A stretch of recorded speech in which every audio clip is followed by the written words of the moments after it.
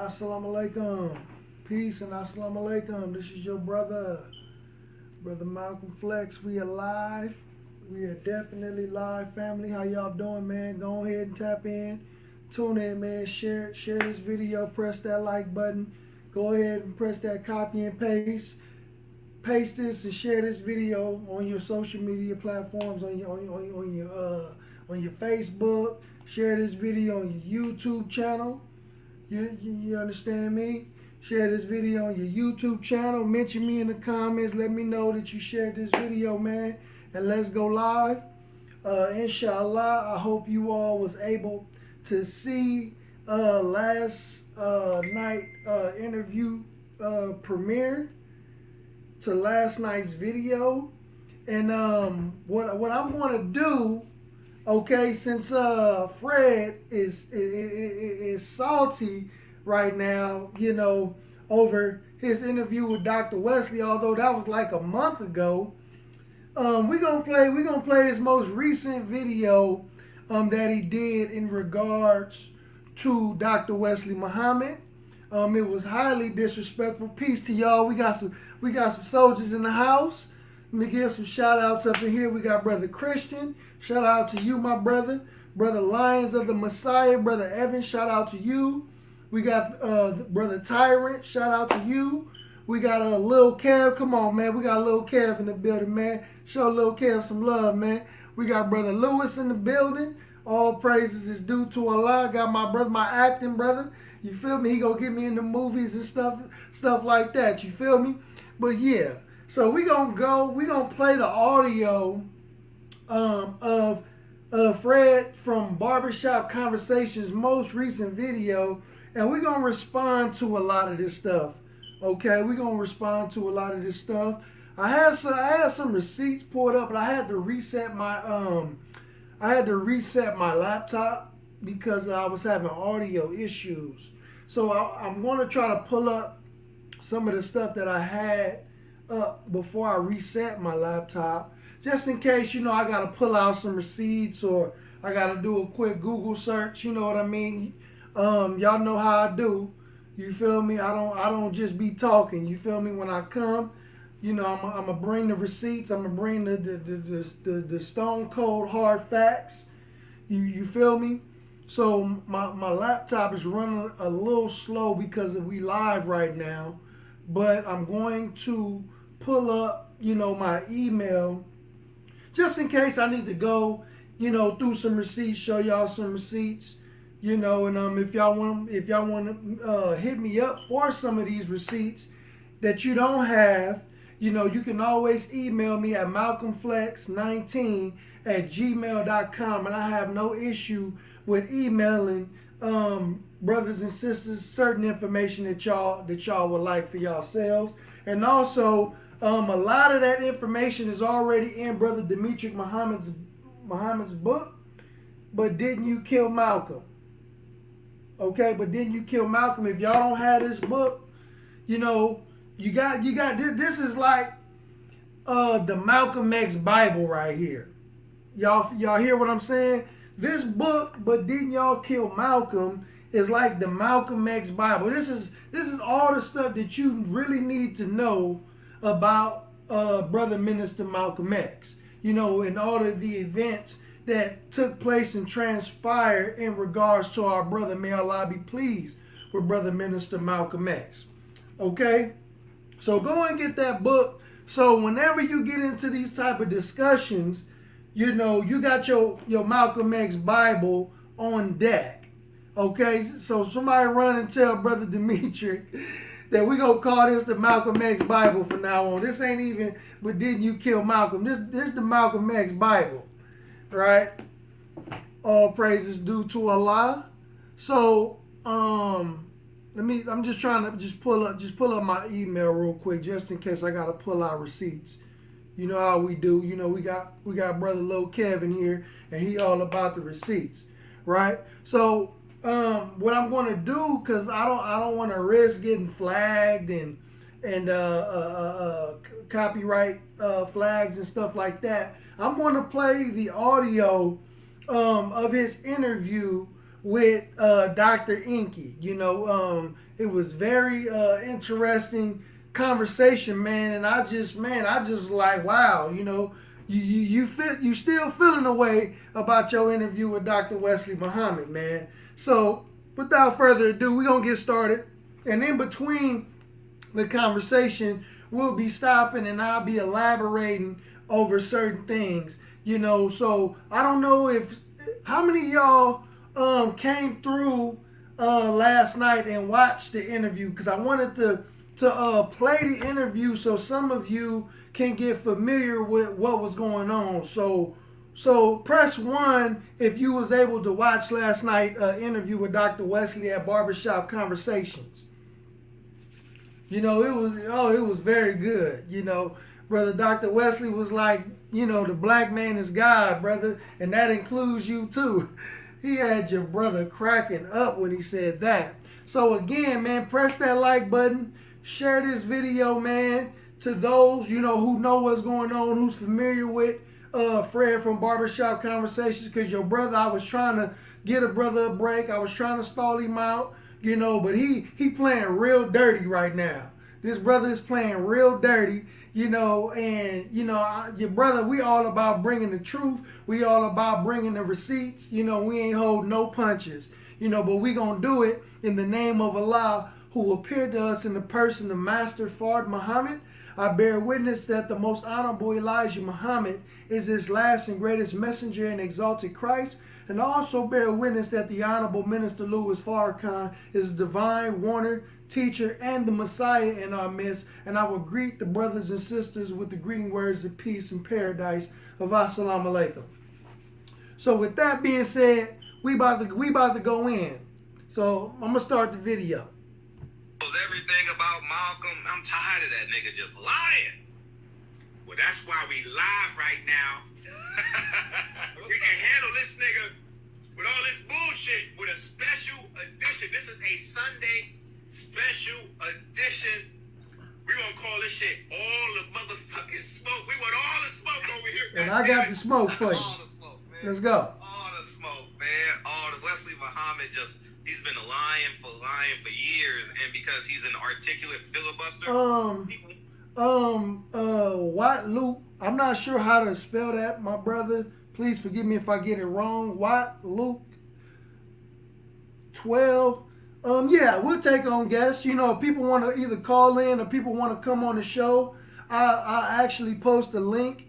I'll post a link in the chat. You all can jump in if you want to. Okay, Ryan. Yeah, and if you want to build and you want to have a conversation with me in this show, I don't mind y'all coming on and y'all chatting, man, and building with me, man. So yeah, I'll post a link in the chat, man. If y'all want to hop on, we're gonna go through this video. We're gonna give some commentary. I think that's a good idea, man. I think y'all can come up here and engage with me, give me y'all thoughts, man, and we'll have a good show. We'll do it like that, man. So go ahead and like this video, share this video, man. Let's keep it classy. Let's be respectful. You know what I mean? Although there's, it's a little funky over there on their side, but let's still be respectful. Keep it classy. You know what I mean? And act like, civilized black men and women. So let's go. I want to listen to him and believe him, man. And I had him on my show. And I've been listening to him for so long because as if you don't know, if you're on my platform, you know that I just enjoy researching Malcolm X, and obviously the Nation of Islam is a huge part of Malcolm X's life and his upbringing.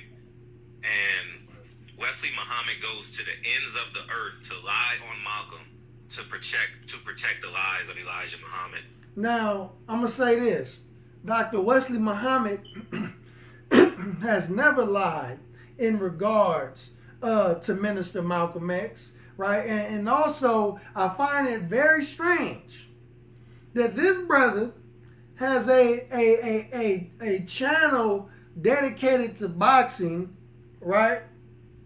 But he's always talking about the Nation of Islam. He's always interviewing people about the Nation of Islam. Is Fred, and it's another individual who always has somebody on their show with a brother named Leon Muhammad. He always has Leon Muhammad on his show as a guest.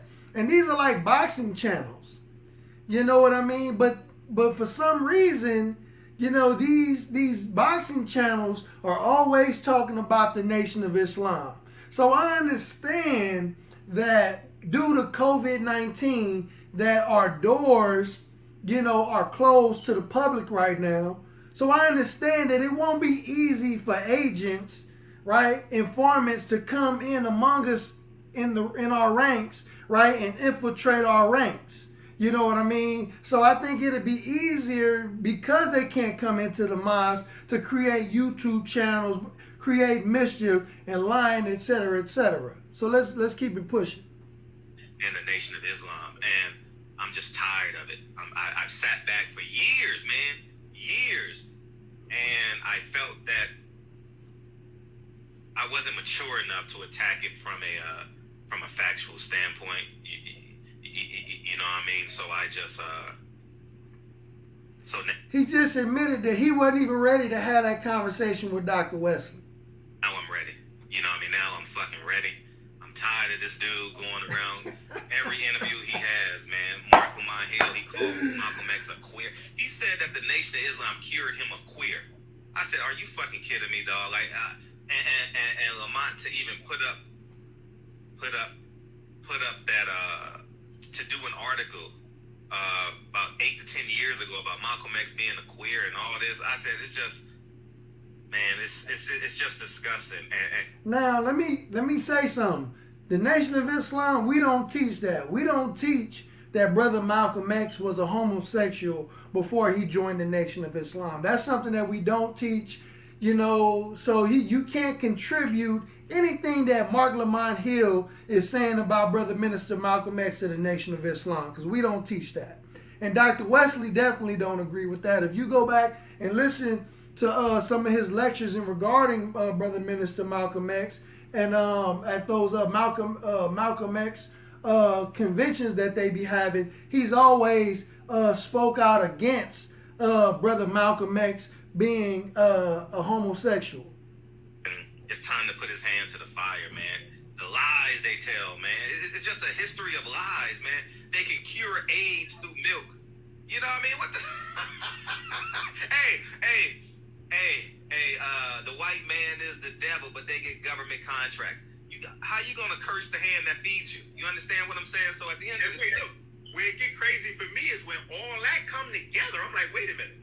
So the white man is the devil, but you took the checks from the devil to tell your brothers and sisters that milk can clean them up and cure them of AIDS and every other sickness, after you forgot to tell them that when you got the checks from the white folks, you invested that shit into dairy farms so that you had a month. I said, this it.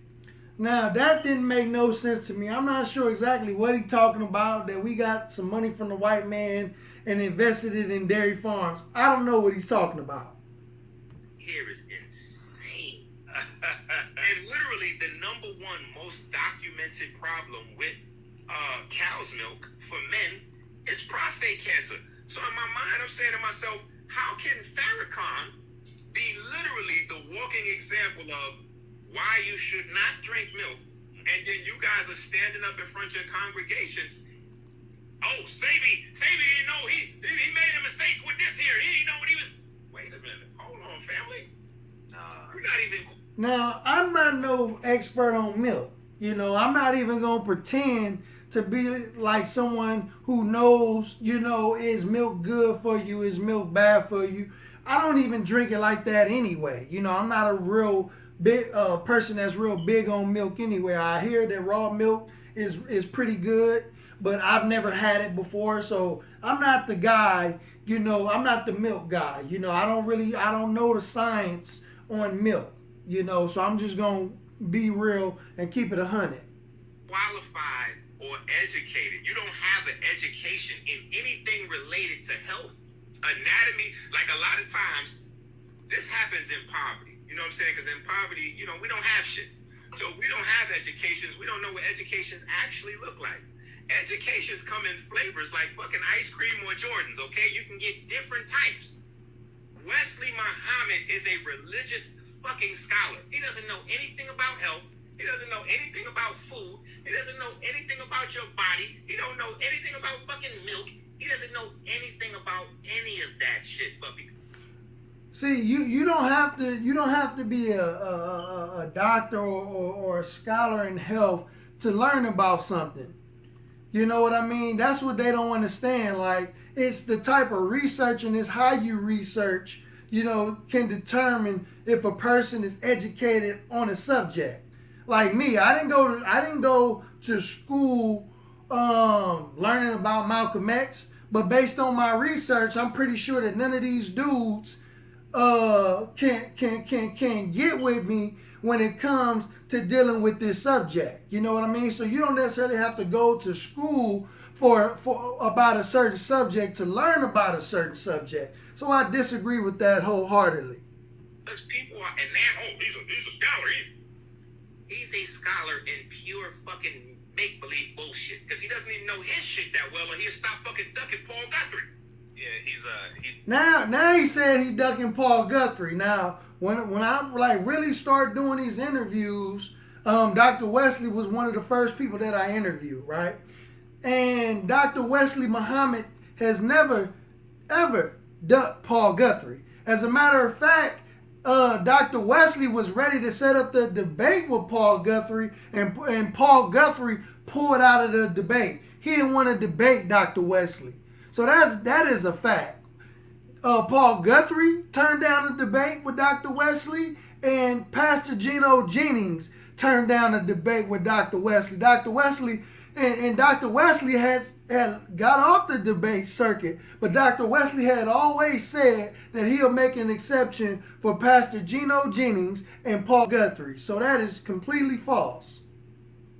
The scholar in protecting the image of the Nation of Islam, that's what he's an expert in. He's not an expert in none of that. And then because he has books behind him, and he always comes with 8 books, and he's speaking in them theatrical pauses, like where art thou? You understand what I'm saying? It's just beyond my own understanding that people just don't go to the facts. For example, I say this: would you want your daughter being the 7th wife of Elijah Muhammad? No. Obviously, he said no, and then he realized that the Nation of Islam was watching, and he had to self-correct himself. At the end of the day, this man lies and lies and lies. Like, for example, he said that Malcolm wanted to re-engage or get back in the Nation of Islam. How is that possible when on February 14th, 1965, he said the Nation of Islam bombed his house? And then, see now, it shows that he's not a good listener, because Dr. Wesley in their interview showed several receipts where former members of the nation and people who left with Malcolm from the OAAU and Muslim Mosque Incorporated, both saying that Malcolm would have potentially went back to the Nation of Islam if the Most Honorable Elijah Muhammad showed up to the Audubon Ballroom, and Brother Malcolm would have left with the messenger that day, right? So brother showed several receipts. He didn't just show one, he showed several receipts. And not only that, he's saying that Brother Malcolm said that the Nation of Islam bombed his home, right? But here's a quote at the back of the book, "But Didn't You Kill Malcolm?" by Brother Malcolm's former secretary, right? Her name is Sarah Mitchell, Sister Sarah Mitchell, and these are her words. "During his final hours, Malcolm spoke of plans for explaining to the general public how hasty and mistaken he had been in accusing black Muslims of bombing his home. He said, 'You won't find a single instance where Muslim men ever moved to attack women and children. I know their tactics and their limitations. And I'm telling you, things happened to me these past weeks go beyond the realm of the Muslims.' Malcolm was convinced that a conspired maneuver was already in motion whereby if anything happened to him, Elijah and his organization would be blamed. So Brother Malcolm said and knew that the Muslims do not harm women and children. They would not firebomb a home with women and children in there. And not only that, let me share my screen. Let me share a screen, right?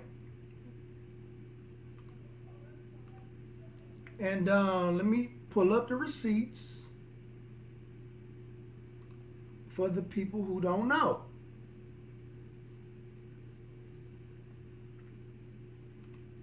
This is the email. This is okay. Now, as you can see on my screen, here's an article, right? Oh, hold on, real quick. Before I read the article, let me make sure we do this right.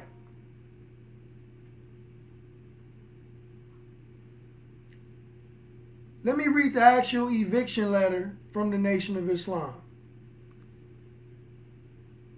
Okay.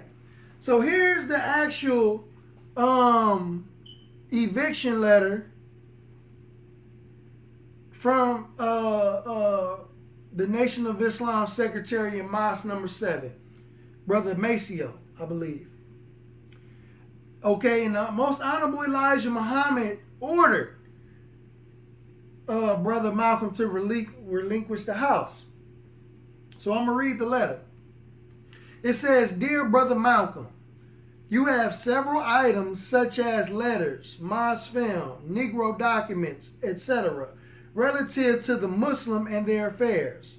The laborers and believers hereby request your cooperation in turning these items over to Muhammad Mosque number 7 immediately. Also, you are residing in a building which was purchased by Muhammad's Mosque number 7 for the use by a laborer as designated by the leader and teacher, the Honorable Elijah Muhammad, who may serve in ministerial capacity or whatever position he places them. As you no longer hold this position, we the laborers and believers request that you vacate premises located at 2311 97th Street, East Elmhurst, 69, New York, upon receiving this letter. Upon a call to Captain Joseph, arrangements can be made to have personal items belonging to the Nation of Islam picked up. This letter will also serve notice your car insurance is in Muhammad's Mosque number 7.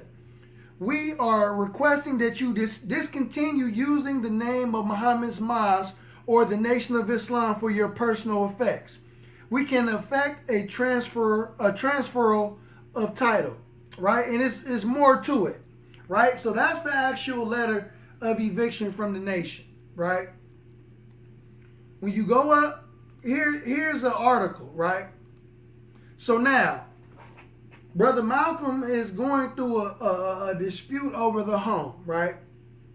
The first hearing that he goes to, after the hearing, he leaves the hearing, and then he's approached by the media, right? He's approached by the media, and then he says in the media that the only reason why this was happening is because he knew things about the Honorable Elijah Muhammad that didn't nobody else know about. Then he mentioned what he mentioned about teenage secretaries, right? Which was a lie. He just did that. Why? Because he had to go to court for an eviction, right? So fast forward, right? The brother is out of the country, right? He's out of the country, and I guess he misses a hearing, and in the hearing he's ruled that he has to vacate the premises. So here's an article, right? And in the article it says, Judge tells Malcolm home isn't exactly his, right?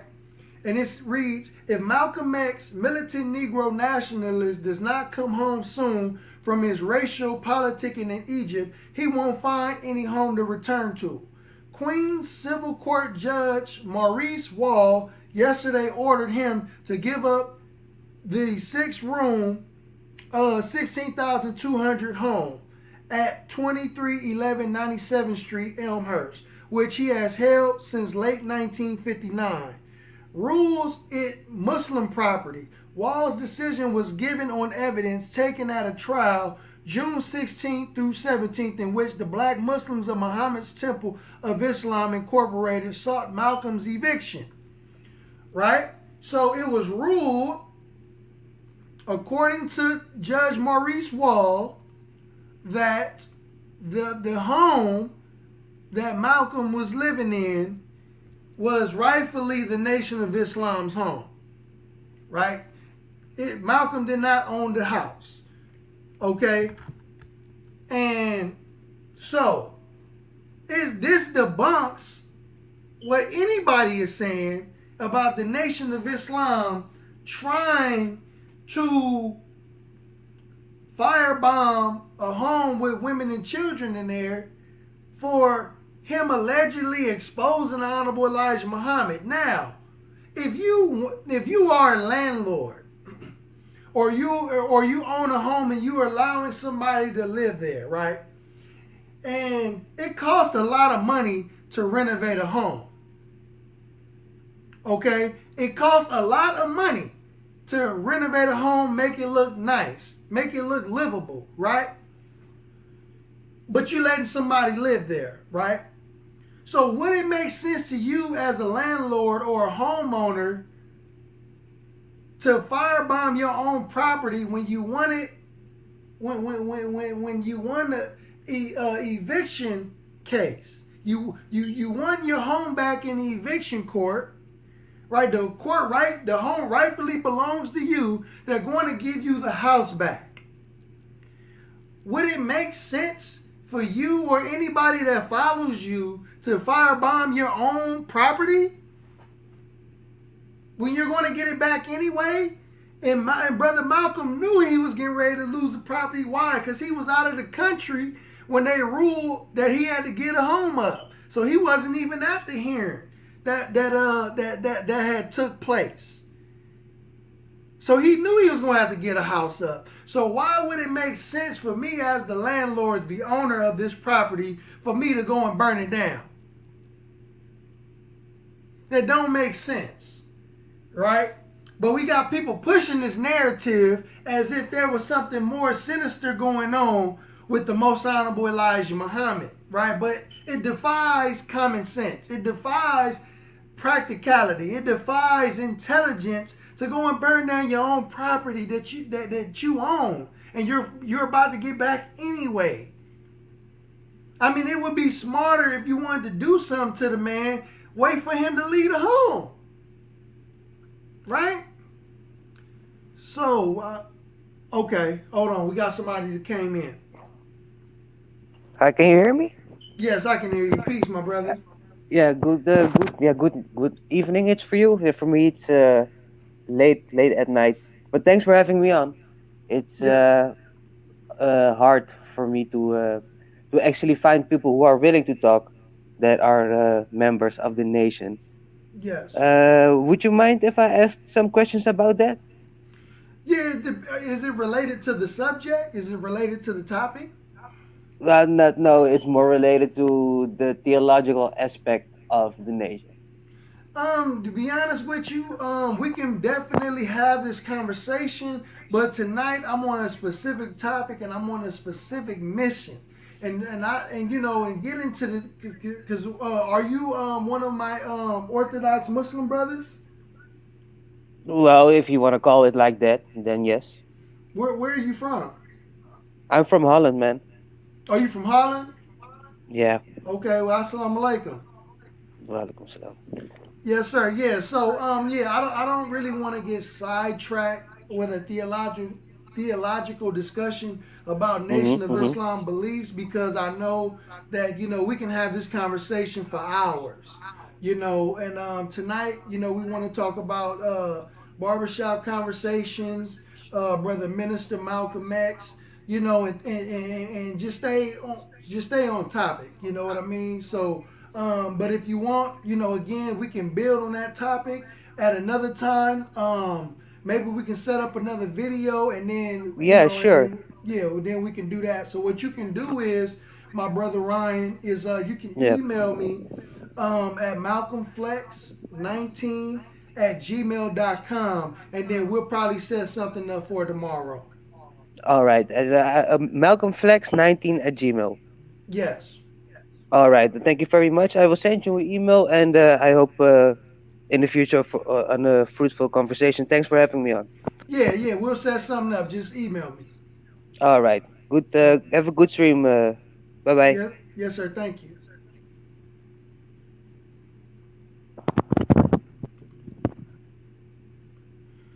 Okay. All praises due to Allah. So, but the link is in the link is in the chat.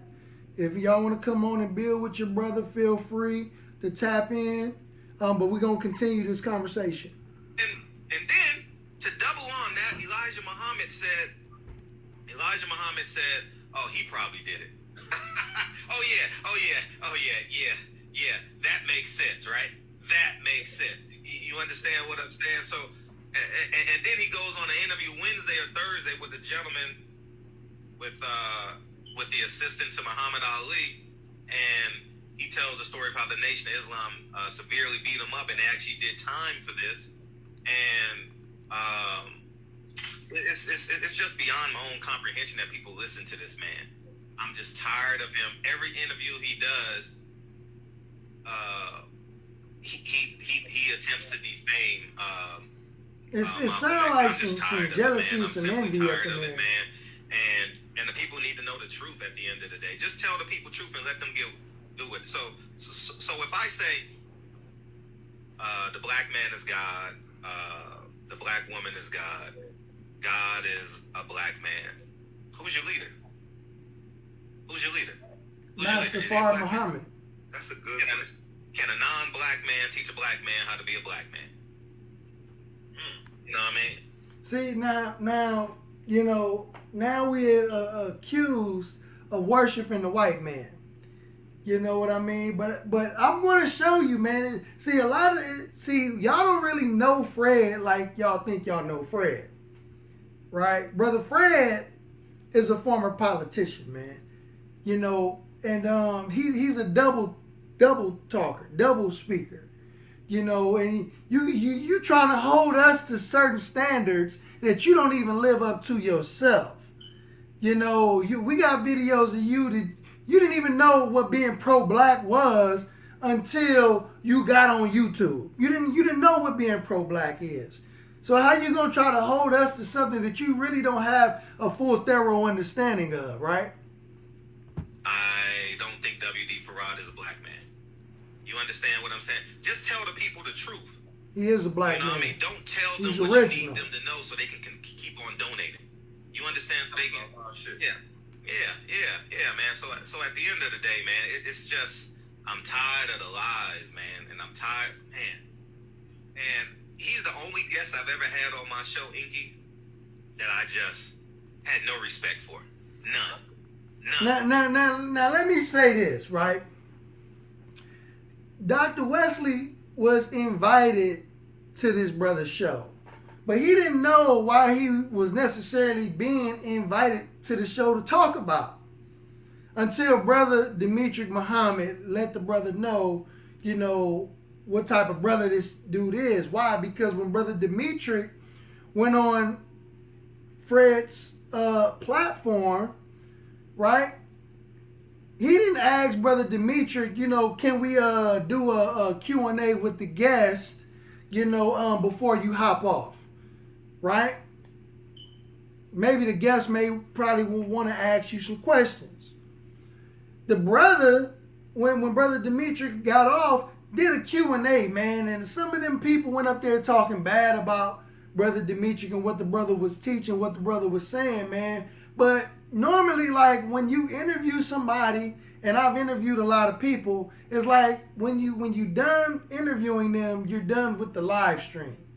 You know, and if I want to do a Q&A, and many of you bear witness that if I do a Q&A and I'm interviewing somebody, I'm allowing the person that I'm interviewing to answer questions from the audience. He didn't allow brother Demetric Muhammad that opportunity. So it was real weasel-like that he did that. He has a right to do what he wants on his platform, but it was a little shady, man, by him doing it. It just didn't sit well with me when he did that. But he was real respectful to Brother Demetrius Muhammad, right? But he had the intentions and the ulterior motives to go on the offense against Dr. Wesley Muhammad. He went into that thinking that he can actually defeat Dr. Wesley Muhammad in the debate.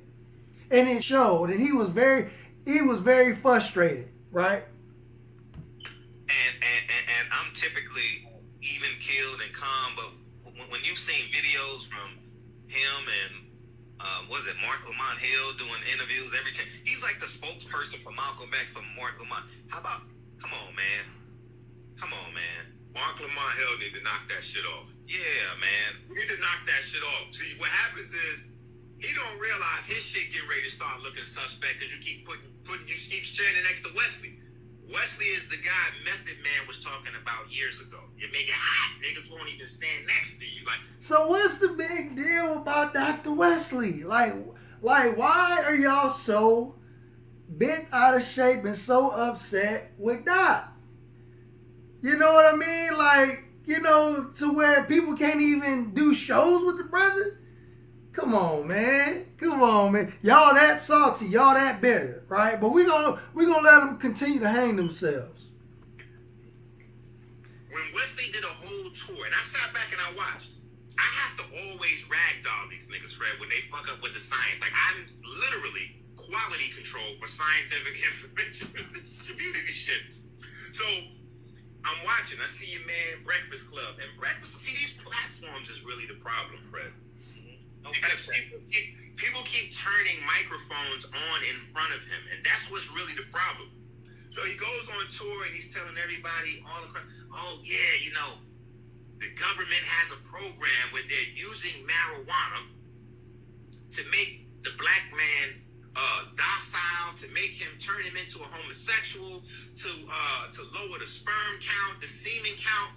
And I'm saying to myself, Now, Dr. Inky, you supposed to be a scholar, right?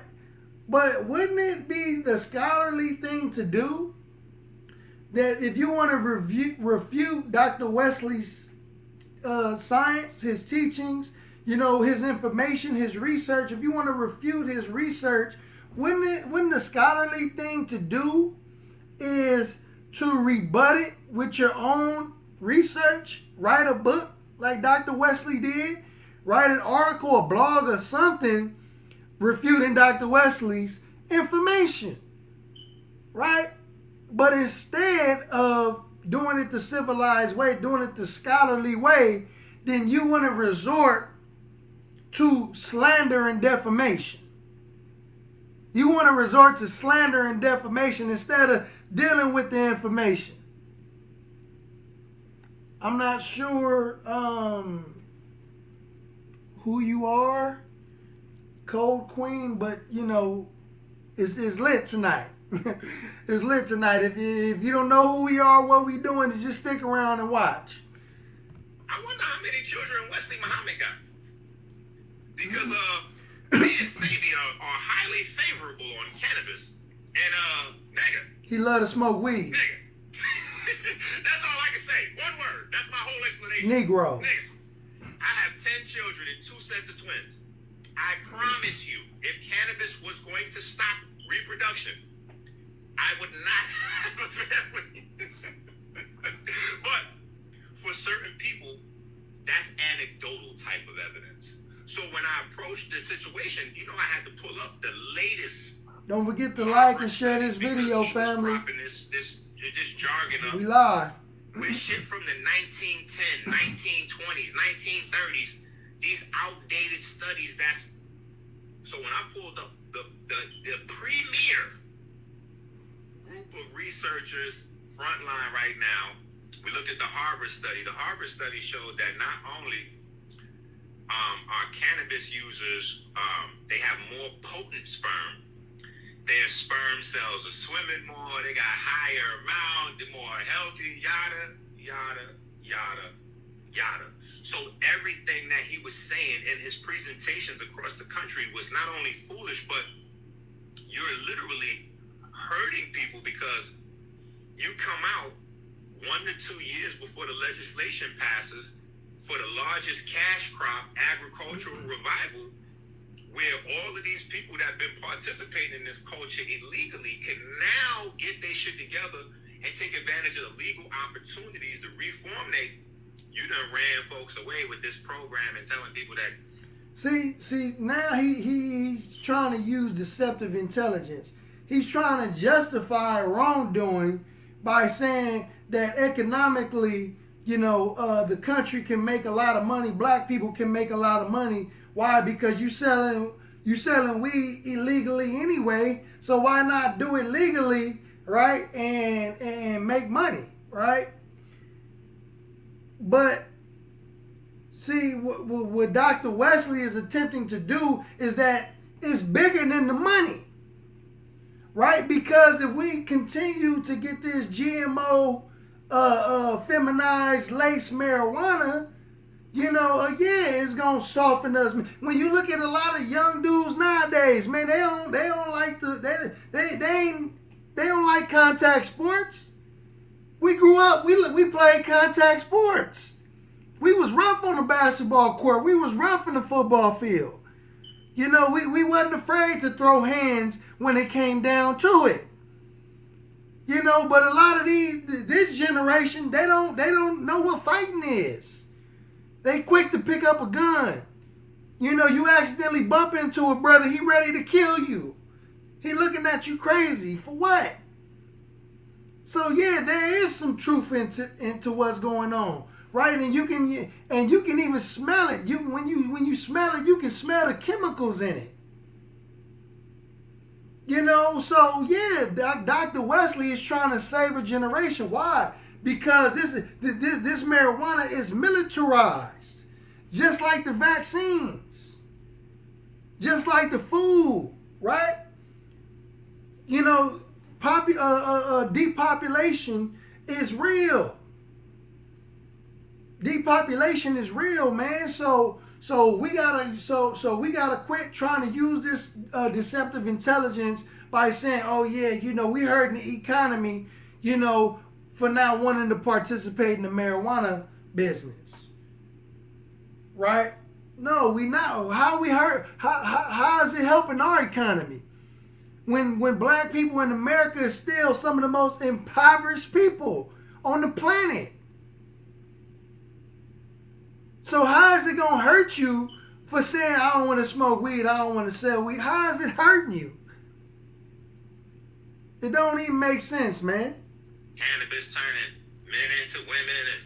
No. And he never said that the weed turned men into women, that they were going to transform.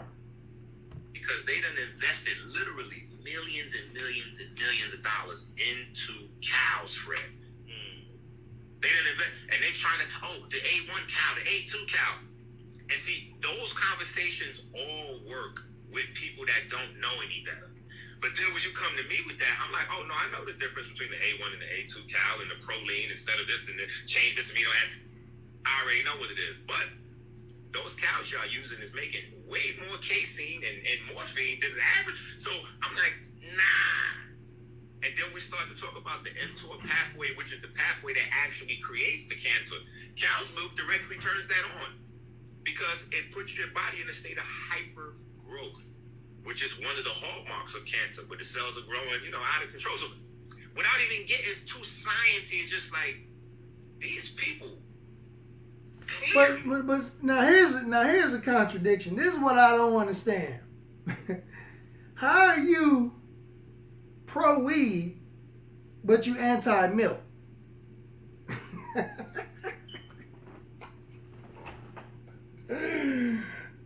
I don't get that. You know what I mean? Like, that is a complete contradiction. How are you pro weed, but you anti milk? That don't even make sense. Because smoke is harmful to your lungs. Right? So you are harming something, smoking weed, right? So I just don't get it. Like, I'm not even a big milk drinker like that. That's not my day-to-day go-to source of nutrition or anything like that. But I'm not anti-milk either. You know what I mean? But again, just a contradiction. How are you pro-weed but you anti-milk? You know, I just don't get it. Have no problem with sacrificing the lives of their followers. That was the scariest shit, to watch him in front of a room telling people, white people have more melanin than black people. And they in the, yeah, I'm like, what the fuck is happening over there? Milk, as the sun gets darker and dimmer, we can get stronger and stronger by using the, I said, what? The cow's milk can replace the fucking sunlight? The brother never said that. Man, this is scary, bro. And the scariest part. They like Brother Wesley said, you know, they making mission with his words. I watched the lecture at Mos Mariam that he did, and he never said that milk will replace the sun. But he did say that there is he said I believe he said the milk was like a liquid sunlight or something like that, right?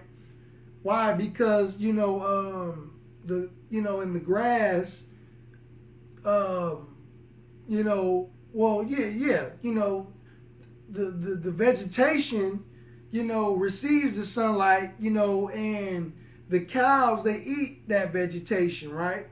And, therefore, when we drinking the milk, we drinking liquid sunlight. So I get that, right? But the brother never specifically said that we need to replace the sun with milk, with a cow.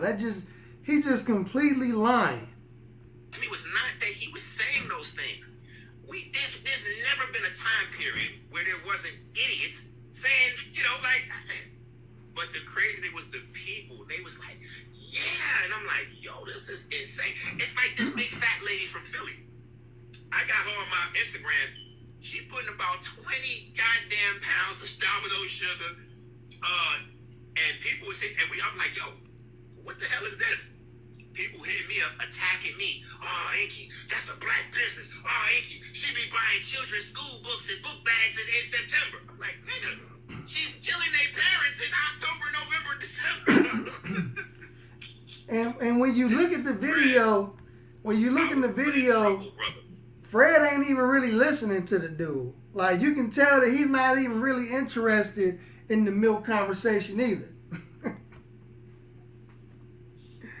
In his leadership. Yeah, big trouble, because people don't want to have common sense and trust the truth, man. People always want to believe in hope, and people always want to believe that someone must lead them, like a human must lead them. They forget God is in the spiritual realm. Why are you always allowing a man to lead you? You don't have to allow a man to lead you. Now, let me build on that, man. See, a lot of these spooky people don't understand that God or Allah works through human beings, right? You ain't just haphazardly, just getting taught and getting guidance from out of thin air. Just like, no, God works and operates through human beings. The angels of Allah operates and works through human beings, right? So it doesn't make sense, and it's real spooky to tell black people and try to convince you into believing that you don't need a leader, that you don't need a guide.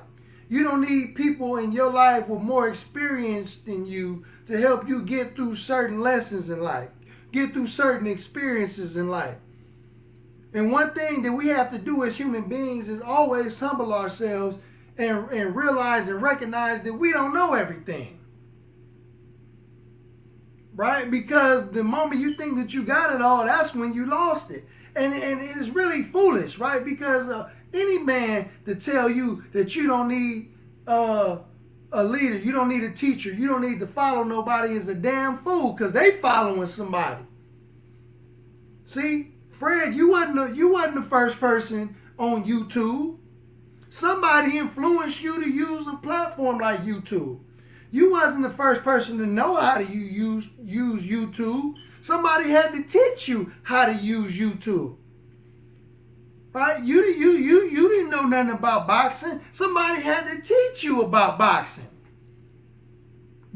Wasn't nothing mysterious that came out the sky that taught you how to use YouTube or taught you anything about boxing. You learned that from other men. Right? So brothers and sisters gotta quit falling into, oh, you don't need a leader, you don't need a guide, you don't need a teacher. That is rubbish. Ever since you come out the womb, you had to be taught by somebody. You had to be taught how to walk. You had to be taught how to ride a bike. Right? When they take the training wheels off, somebody had to teach you. Somebody had to potty train you. Right? Somebody had to teach you how to act in public. You know, all of these lessons are taught by other men.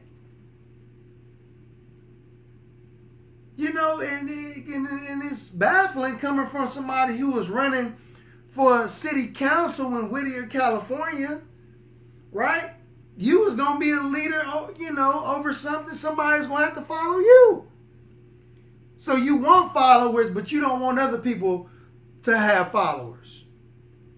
You want people to subscribe to your channel. You want people to come on your platform so you can interview or they can interview you, but you don't want that for nobody else. Come on, man. It's all hypocrisy, man.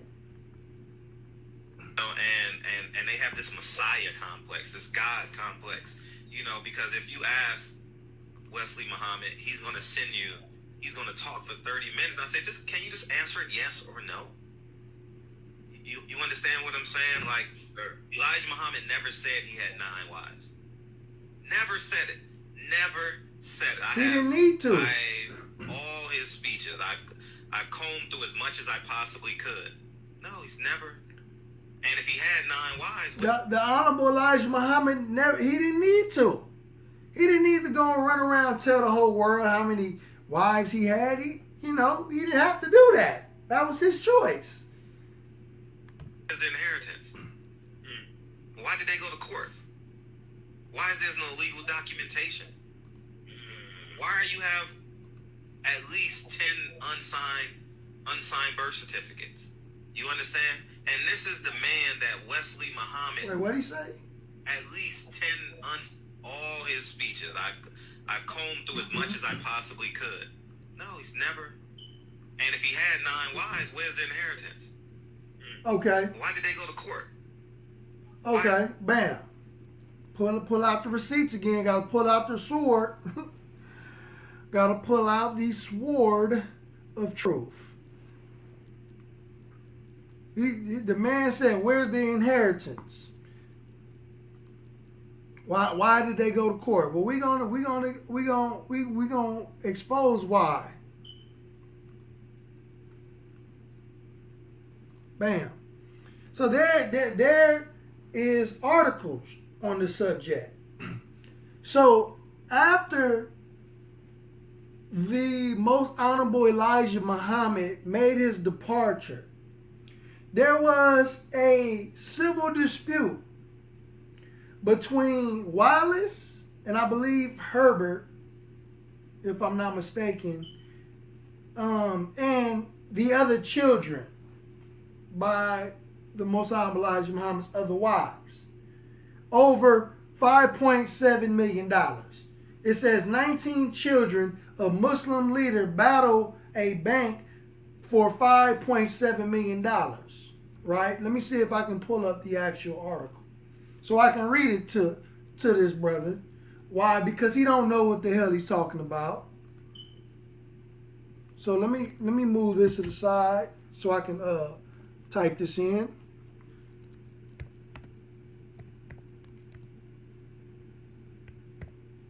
Well, let me see.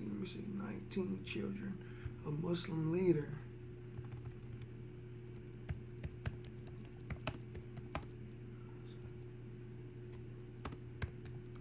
going to read the article.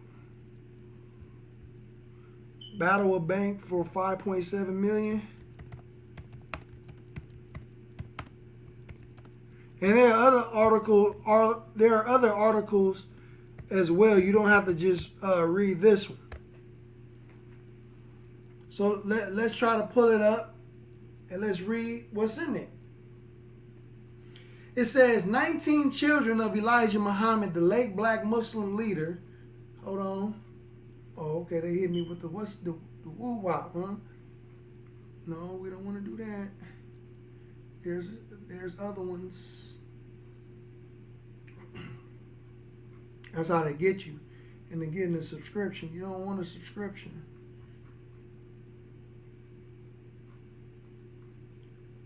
Give me a moment.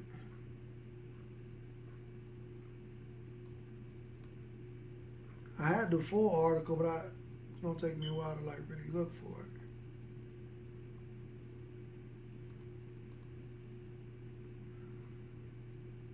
This one say 22 children, right? It says the 22 children of Elijah Muhammad, the late founder of the Nation of Islam, are entitled to $5.7 million, improperly turned over to the current leader of the religion, a judge has ruled. At the time, it was Wallace.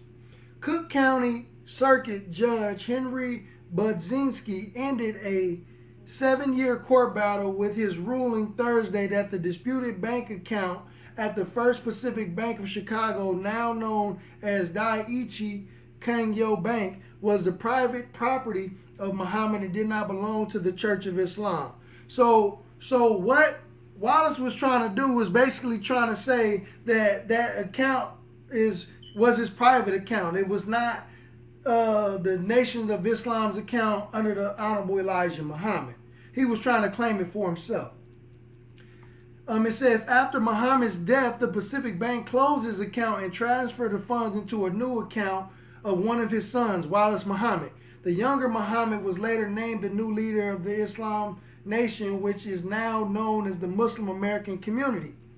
8 of Elijah Muhammad's 22 children filed suit in 1979, contending the money belonged to their father's estate and not the religious community. The account totaled $3.3 million when Muhammad died in 1975 and has accrued more than $2 million in interest.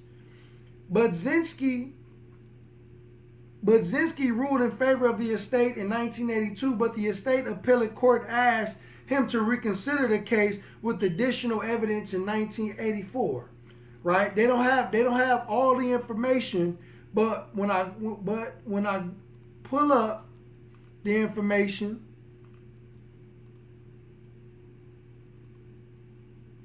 hold on, it's not the one that I wanted.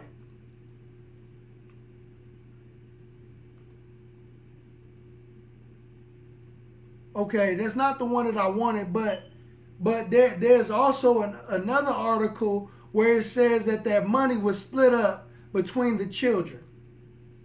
Right? They ruled that it was the Honorable Elijah Muhammad's estate. Why? Because Wallace was trying to claim the money for himself, and that money was split up between the children and their families. So yeah, it'll take me a minute to actually find that article, but I know for sure it's in this first one right here.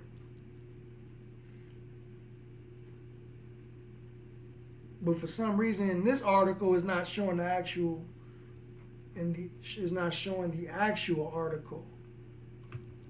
So I'm gonna just back out of the share screen, just so y'all get the point of what I'm trying to say. That money was ruled Elijah Muhammad's estate, and they split it up. I think between them they all got like 1.5 or something like that between the children. So I'm not exactly sure the exact number, but the money was split up, between all of the children, right? So, that completely debunks that claim that, he asked where the inheritance was. Again, it was a account that was closed and it was given to Wallace, but the children in 1979 battled him over the estate, and they eventually won their claim that was their father. Because Wallace was trying to say, no, they're not legitimate children, but they proved that they were legitimate children of the most honorable Elijah Muhammad. There's no legal documentation. Why you have at least 10 unsigned birth certificates? You understand? And this is the man that Wesley Muhammad is validating. How can a father, how can a man validate another man that was not a man? He was a whole man. A solid man cannot validate an immoral man. There's nothing immoral about it. And I think it's just grossly disgusting. I think he needs to start. He always goes to safe places. You understand what I'm saying? And then they have this language. Oh, you're an agent. No, we're not an. So everyone that disagrees with you is an agent, right? Let me tell you, Fred. Let me tell you how sneaky y'all are agents. And slithery and low down. Now, how can you say that you are not an agent, but the people who hates the Nation of Islam, we talking about Satan. See, the Nation of Islam and our leader are at war with Satan, and they will do anything in their power to dismantle the Nation of Islam here in the hills and wilderness of North America. So you imps, right, who would continue on a daily basis to defame, slander, and try to discredit the Nation of Islam. See, now imagine a world with no Nation of Islam. Hypothetically, you were successful. Hypothetically, you were successful in helping destroying the Nation of Islam. On behalf of who? On behalf of Satan. Hypothetically. Then what does that make you? Think about that. You say you are not an agent, but you are doing Satan's bidding. Thinking that you're doing black people a favor. That's one thing that we gotta understand about, the destruction that we do towards one another as black people. Me standing up on a platform, slandering, defaming other black men and women, trying to destroy their reputation, right? We are doing the enemy's work, and we don't even realize it. But we believe in our minds, and we preach to our people that we doing black people a favor. You ain't doing black people a favor when you destroying your own, and that's why the Honorable Minister Louis Farrakhan never comes out condemning his own black brothers and sisters, tearing them down in the public. He may give a constructive criticism, but the criticism is with love, it's out of love. And you can even tell in the minister's delivery that he really don't want to do it, but he see that sometimes it's definitely necessary. But as he's tearing you down, he's building you back up. But we are so destructive that we just want to tear down. We want to just see you destroyed and gone. The way you hear these brothers speaking about our brother Dr. Wesley Muhammad, they talking about this brother like he's a low-down dog in the streets. And this is one of the most brilliant black men that we have, not only in the Nation of Islam, but just in the black community. This brother's contribution to black people should be commended. But y'all talking to this brother like he's a pimp, he's a crack dealer, he's a thief, robber.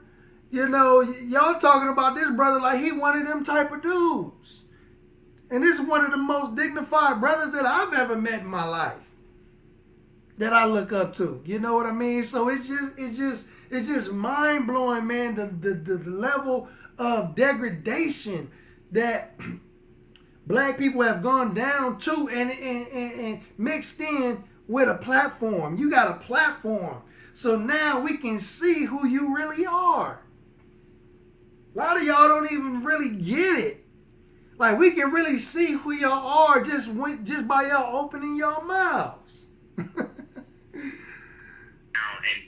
how cowardly amongst everything else.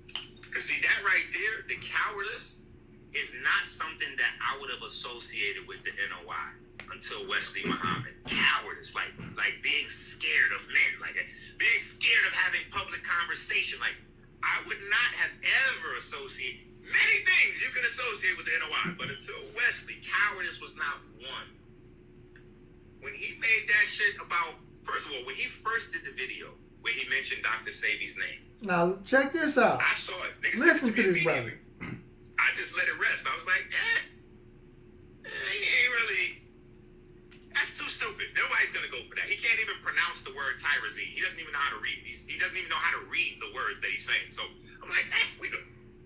So the video is quiet. Nobody pays attention to it, just as I predicted. Now, he said the brother don't know how to read the words, but when brother Dr. Wesley came back and correct himself, he said it's Freudian slip. And when you were talking, when you teaching, especially in front of a live audience, you know, it was a big audience that the brother was speaking in front of, then you will say things that may come out differently the way you thought it in your head, right? Because you may be in the heated moment of speaking and talking, and had that ever happened to y'all to where, you know, you be thinking about a certain word and it don't and another word will come out similar to the word that you were just thinking, or you will split the word and you will say two words that meant the same thing, but you actually meant to say the other word? That's what that was. You know, you can tell, you know, because the brother was speaking, he was teaching in Mas Mariam, and he was, you know, he was in it. You feel me? When you teaching, when you in it, you know, and one thing about the brother, he used a lot of big words. You know, the brother used a lot of big words. So it makes sense that it was a Freudian slip. It didn't come out the way he intended it to come out. So, you know, again, we playing these little petty little games to say brother Dr. Wesley can't read, but the brother got hella degrees, man. Come on, man. Brother sounds very ignorant. This nigga Wesley Muhammad waits 8 months, clips the part that he's talking about Dr. Sebi, retitles it, puts some disrespectful shit on the title, and then re-releases that clip alone. And when he re-releases that clip, this gay, excuse me, I don't want to insult the gay community. He's not a part of y'all community. He's a slime. Rizzy Islam. Rizzy Islam now look, on his platform. Look, hey, no brother Reza. Then on his little platform, This Negro got nerve to say brother Reza is not a part of the community. Brother, what part of the community are you from? What part of the community do you live in? You know, I mean, the brother, you know, is making some outrageous claims right now. Sabi, I said, oh, so you niggas put together a concerted effort to go against the grain because the information is fucking up y'all money every day. I see to it every day that one person that didn't know about cow's milk yesterday knows today that shit is poison, it's fucking up your body, it's fucking up your children's bodies. And the craziest thing is that Elijah Muhammad himself. Now, fam, again, you know, extraordinary claims needs to be backed with extraordinary evidence. And he said that by him teaching against milk it is messing up the money of the Nation of Islam.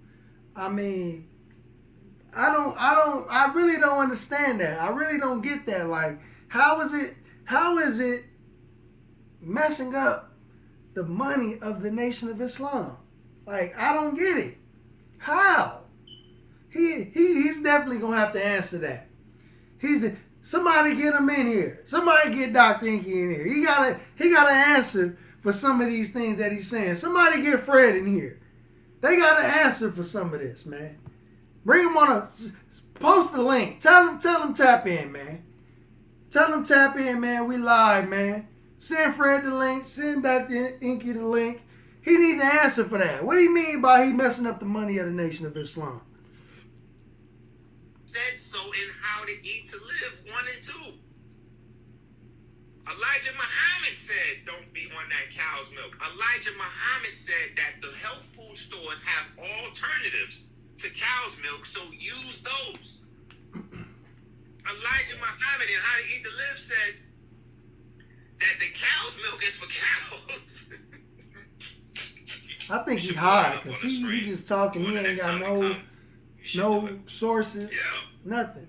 Yeah, you know what I'm saying? And so I read through all these, and I said, you know what? I sent you the clip. I sent you the article of them getting money to go into the prisons and teach Islam. Okay, let me see. It's in the email. Mm-hmm. Yes. So what happens is the Nation of Islam and Wesley Muhammad and one of their spokesperson or research team basically verified. He was on my show too, and I was rather polite to him because I was intaking information. But people need to see that they are part of the prison industrial complex because they get money from the government to go in the prisons and teach Islam. Now, did y'all? I'm gonna replay that just in case if you didn't hear that. Because they get money because I was intaking information, but people need to see that they are part of the prison industrial complex. He said, "Now we are a part of the prison industrial complex. The prison industrial complex. So." When you make a blanket statement like that, right? What you're saying is that the Nation of Islam is a organization who houses inmates, right? We are partly responsible for housing inmates, right? Now, they have private prisons and everything that you can go and get stock in. The Nation of Islam has no stock in any private prisons. You can go and buy a core civic stock today. CCA, you can go and get stock. We don't own no stock in prison. I mean, we're not opposed for brothers and sisters to work as COs, correctional officers, but I don't know any brothers and sisters that are correctional officers personally. I don't know them. You know, so what inner function does the Nation of Islam has in the prison industrial complex? We have a prison ministry. And what is the purpose of the prison ministry? The purpose of a prison ministry is to be able to have our ministers to go and help reform and transform those brothers and sisters who are doing time. And every religion should pay homage to the Nation of Islam prison ministry because in the 30s and the 40s and the 50s, the prisons didn't respect any religion if it wasn't Christianity.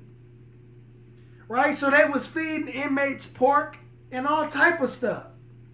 But it was the members of the Nation of Islam who petitioned the courts and legally through law was able to transform the prison religious program to where now if you are a Jew, you can get halal food.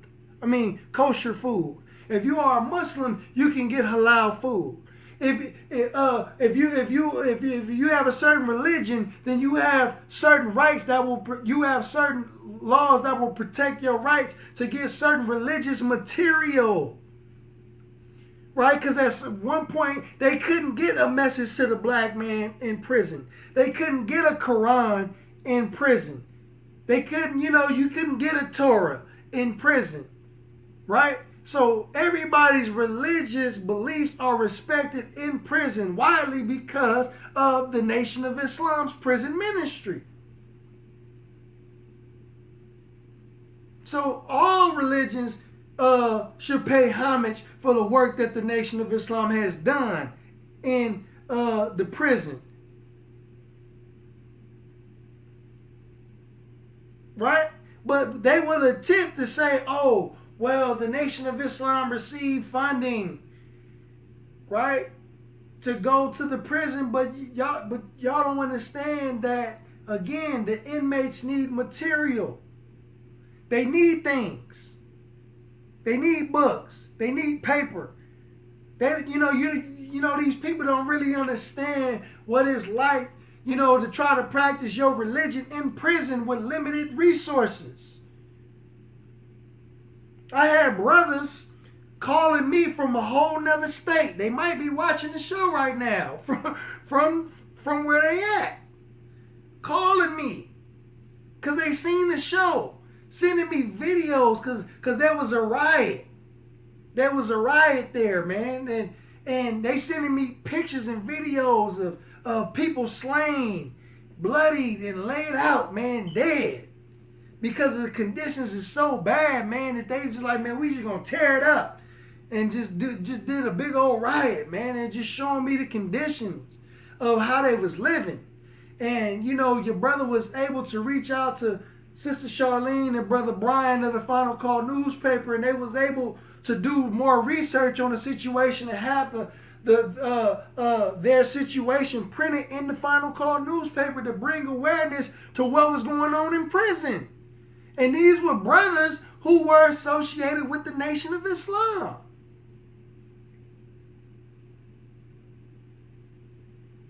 So I mean, come on, man.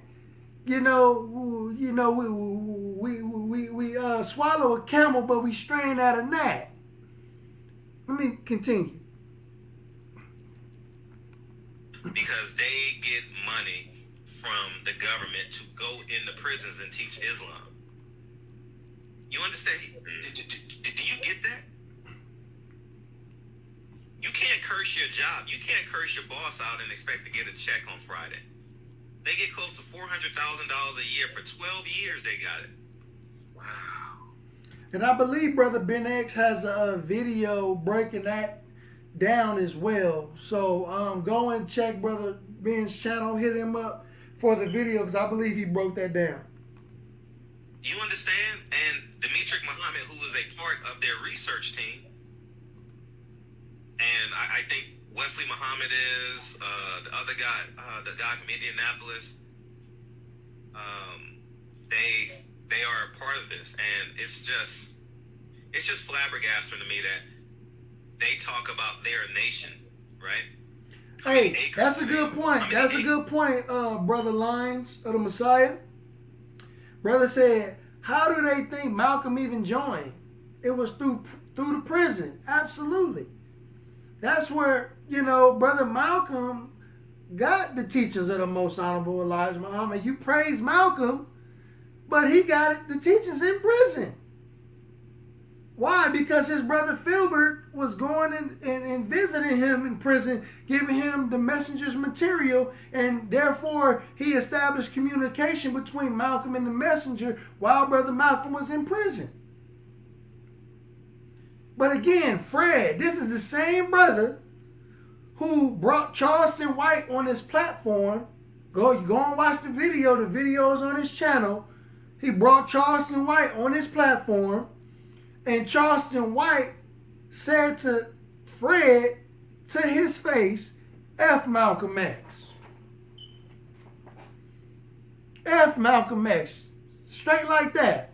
F Malcolm X. Now, I don't consider myself a follower of Malcolm X.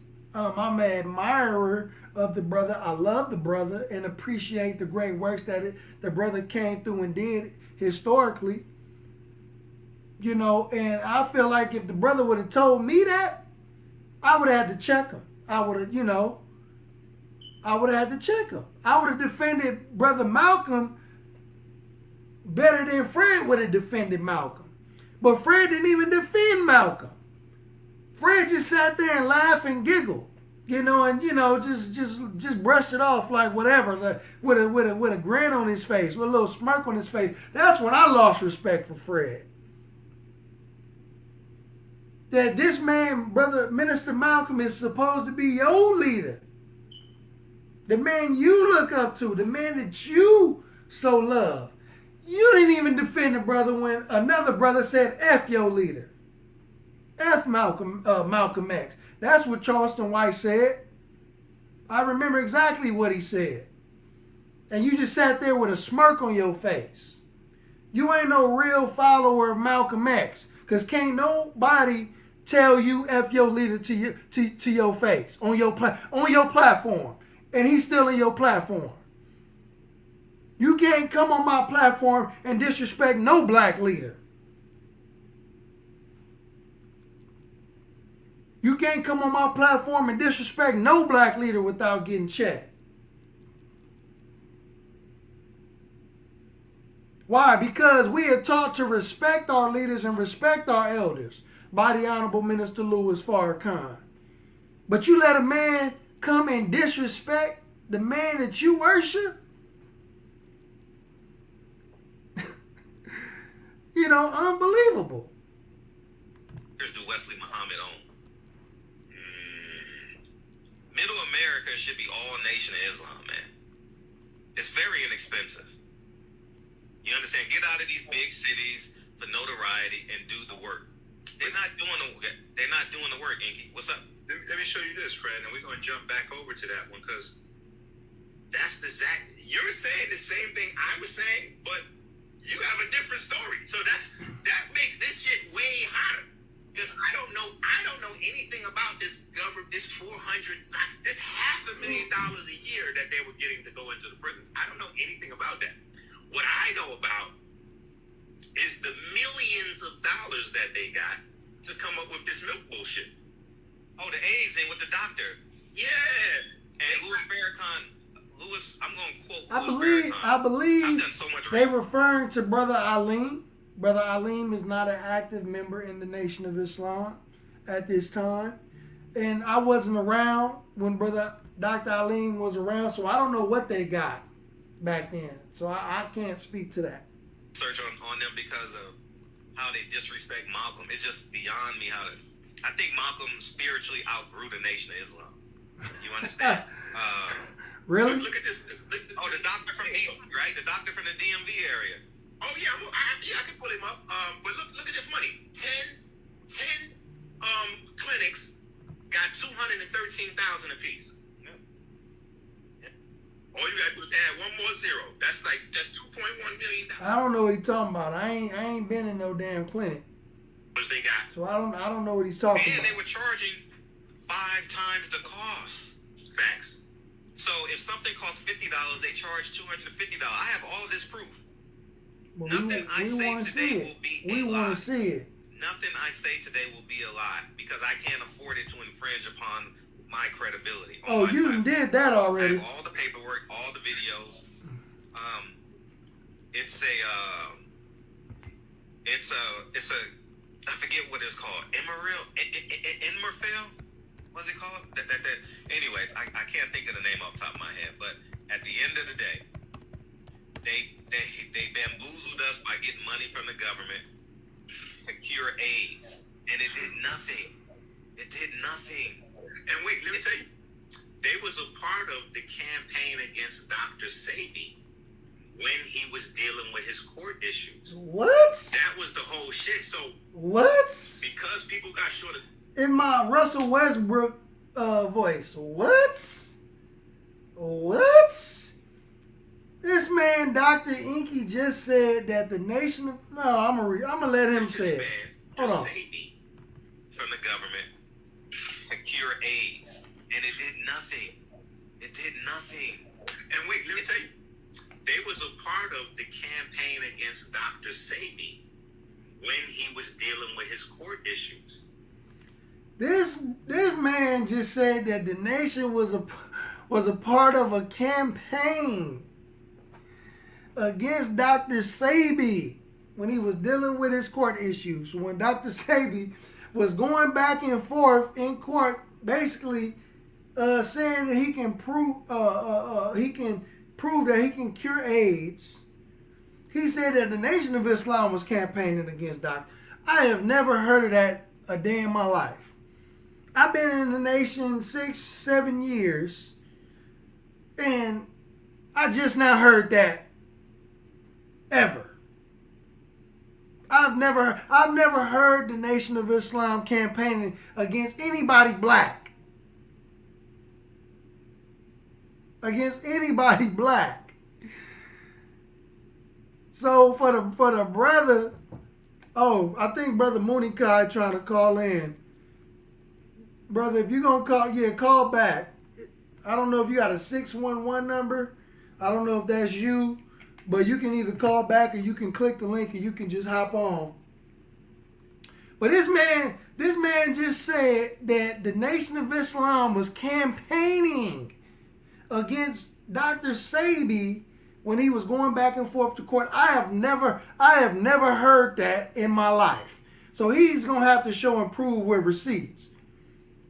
Cause that didn't make no damn sense. Yeah, Sister Desiree said she been in the nation her whole life. Nation baby. And ain't heard no crap like that. That just crazy. Okay, this may be him. Peace. Wa alaikum salam, brother. You live. This Brother Mooney Kai, y'all. Greetings. Assalamu alaikum. This is the brother in the East Mooney Kai Muhammad. I'm calling from Japan. Now, let me just keep it 100. I don't know about a lot of you, but you have been around. I've been in the nation since the rebirth got started. Actually, I was in the nation prior to 75. Hold on 1 second. Let me make sure they can hear you. You don't want to click the link and hop on the platform? Okay, let me go ahead and click the link and hop on the platform. Hang on. I'll click the link and hop on the platform. Yeah, because I'm not sure if they can hear you clearly. All right. Yeah, they can't hear you. They can't hear you. All right, I'll do that. I'll hang up the call back in. Yeah, I'm going to post the link again. So check the comment section.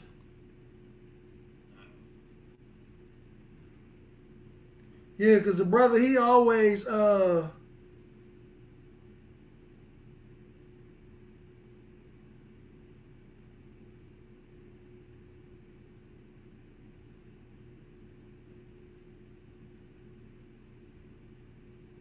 okay, I'm not sure who sent me this. I think it's Lil Kev. Okay, Lil Kev. Lil Kev did a whole background check. Hold on. We gonna have to bring Lil Kev, bro. Lil Kev, man. Hey, if you want to, man, click the link, bro, and explain to this what you sent me, bro, so I understand, man. Lil Kev do not be playing, man. Y'all check that brother out. Subscribe to Lil Kev, man. Truth Movement.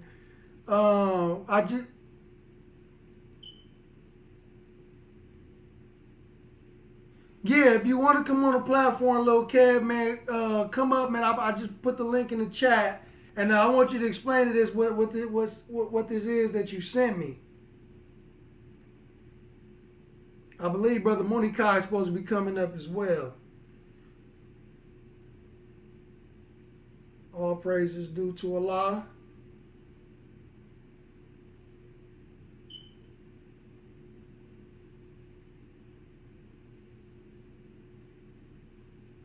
So we're gonna bring the brothers up if they want to come up again. I'm posting the link in the chat. But yeah, like Sister Desiree said, man, look, Sister said she been in the Nation of Islam her whole life and never heard of what that brother just said. Her whole life.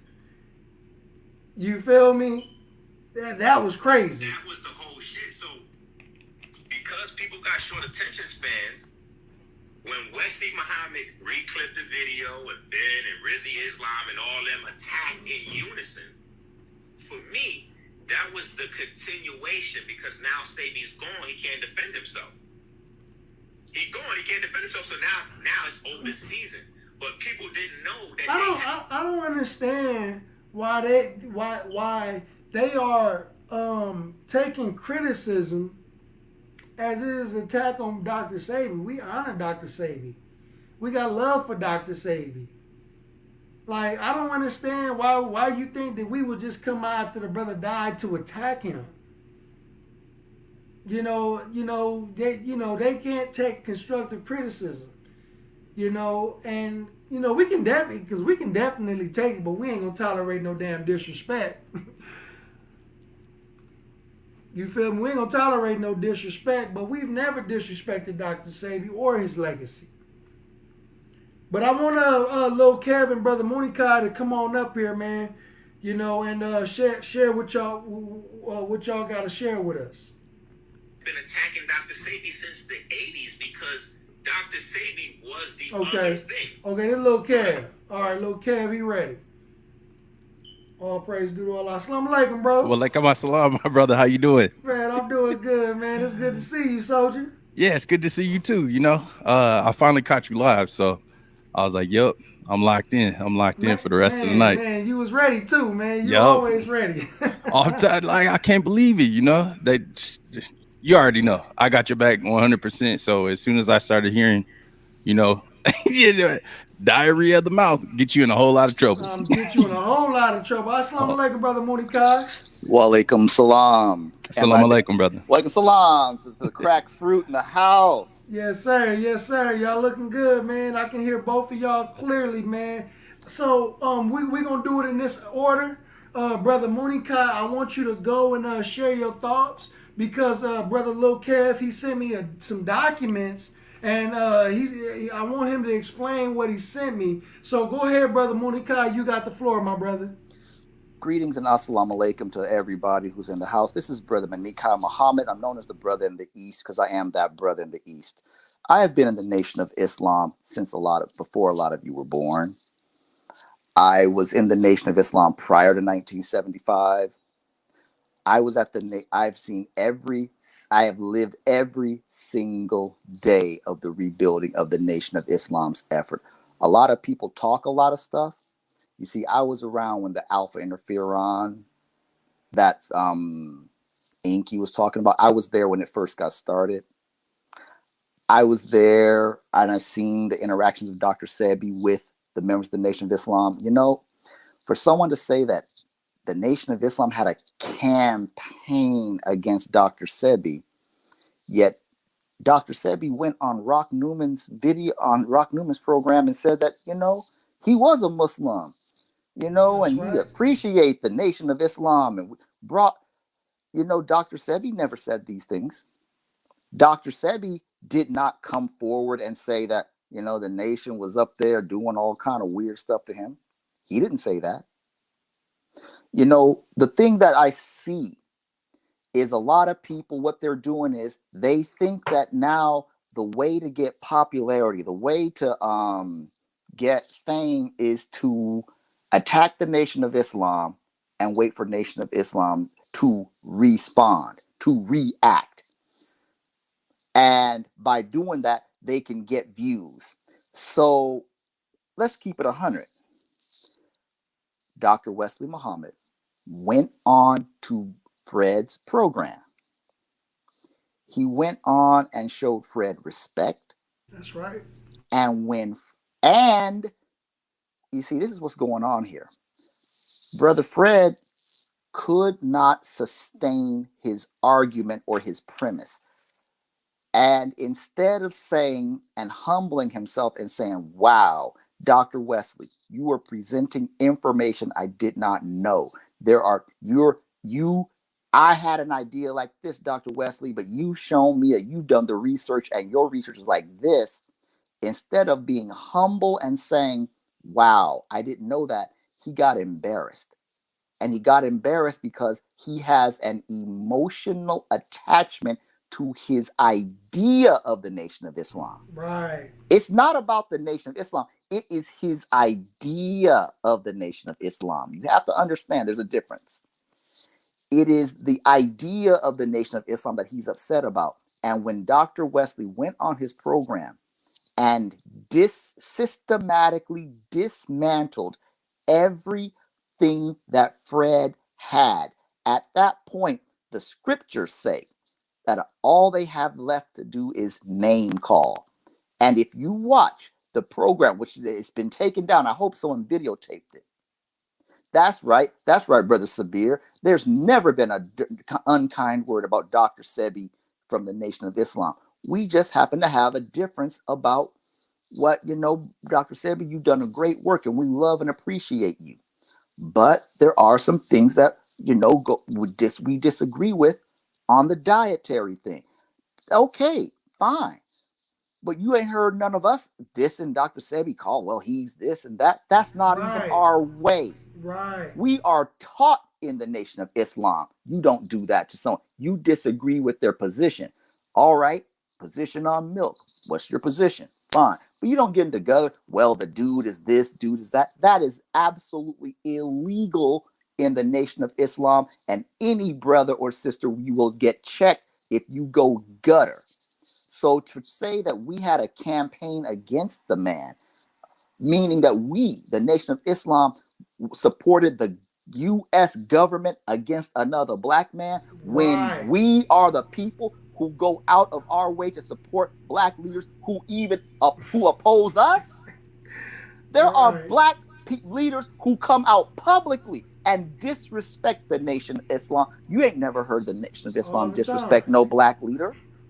So to even put that assertion out there, you see what whoever this guy Inky is, what he's doing is he's making accusations. He's just making accusations to feed into the emotionalism of people who feel embarrassed. And brother Fred, if you're listening, it is not manly to take your grievance against brother Dr. Wesley and say openly you're going to troll him. All you doing, I'm going to say that again. It is not manly to say you, because of how Dr. Wesley presented himself on his show, and he embarrassed you by showing you did not know as much about the assassination of Malcolm X as you think you did.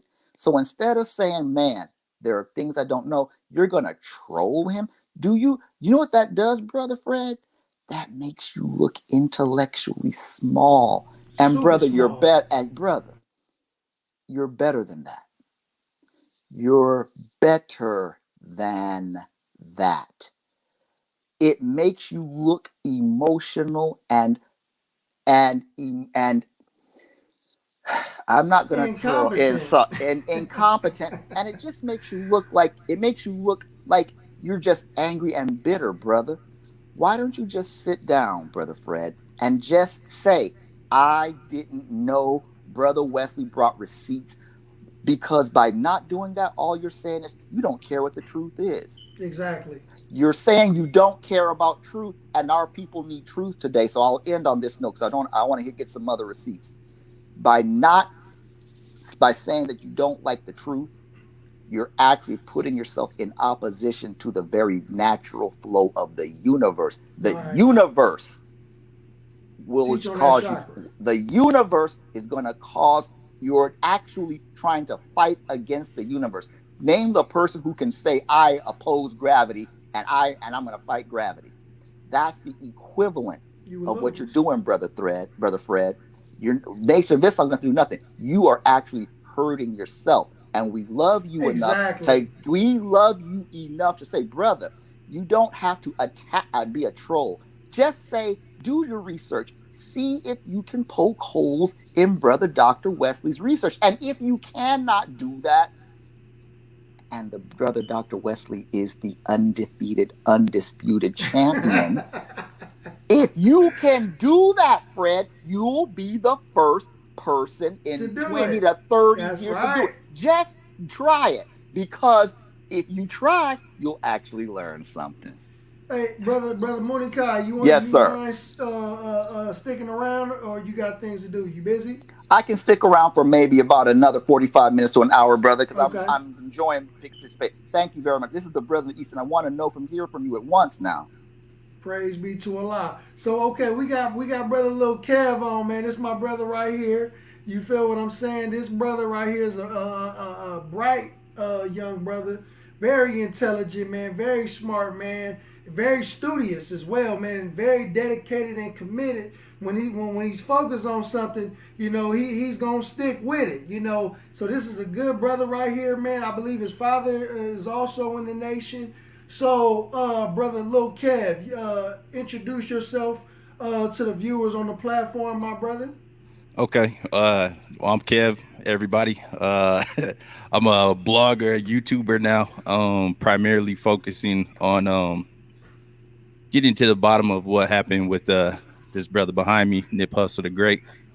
So I guess you could label me a truther. You know, I like to we like to get to the truth of the matter by looking at the facts.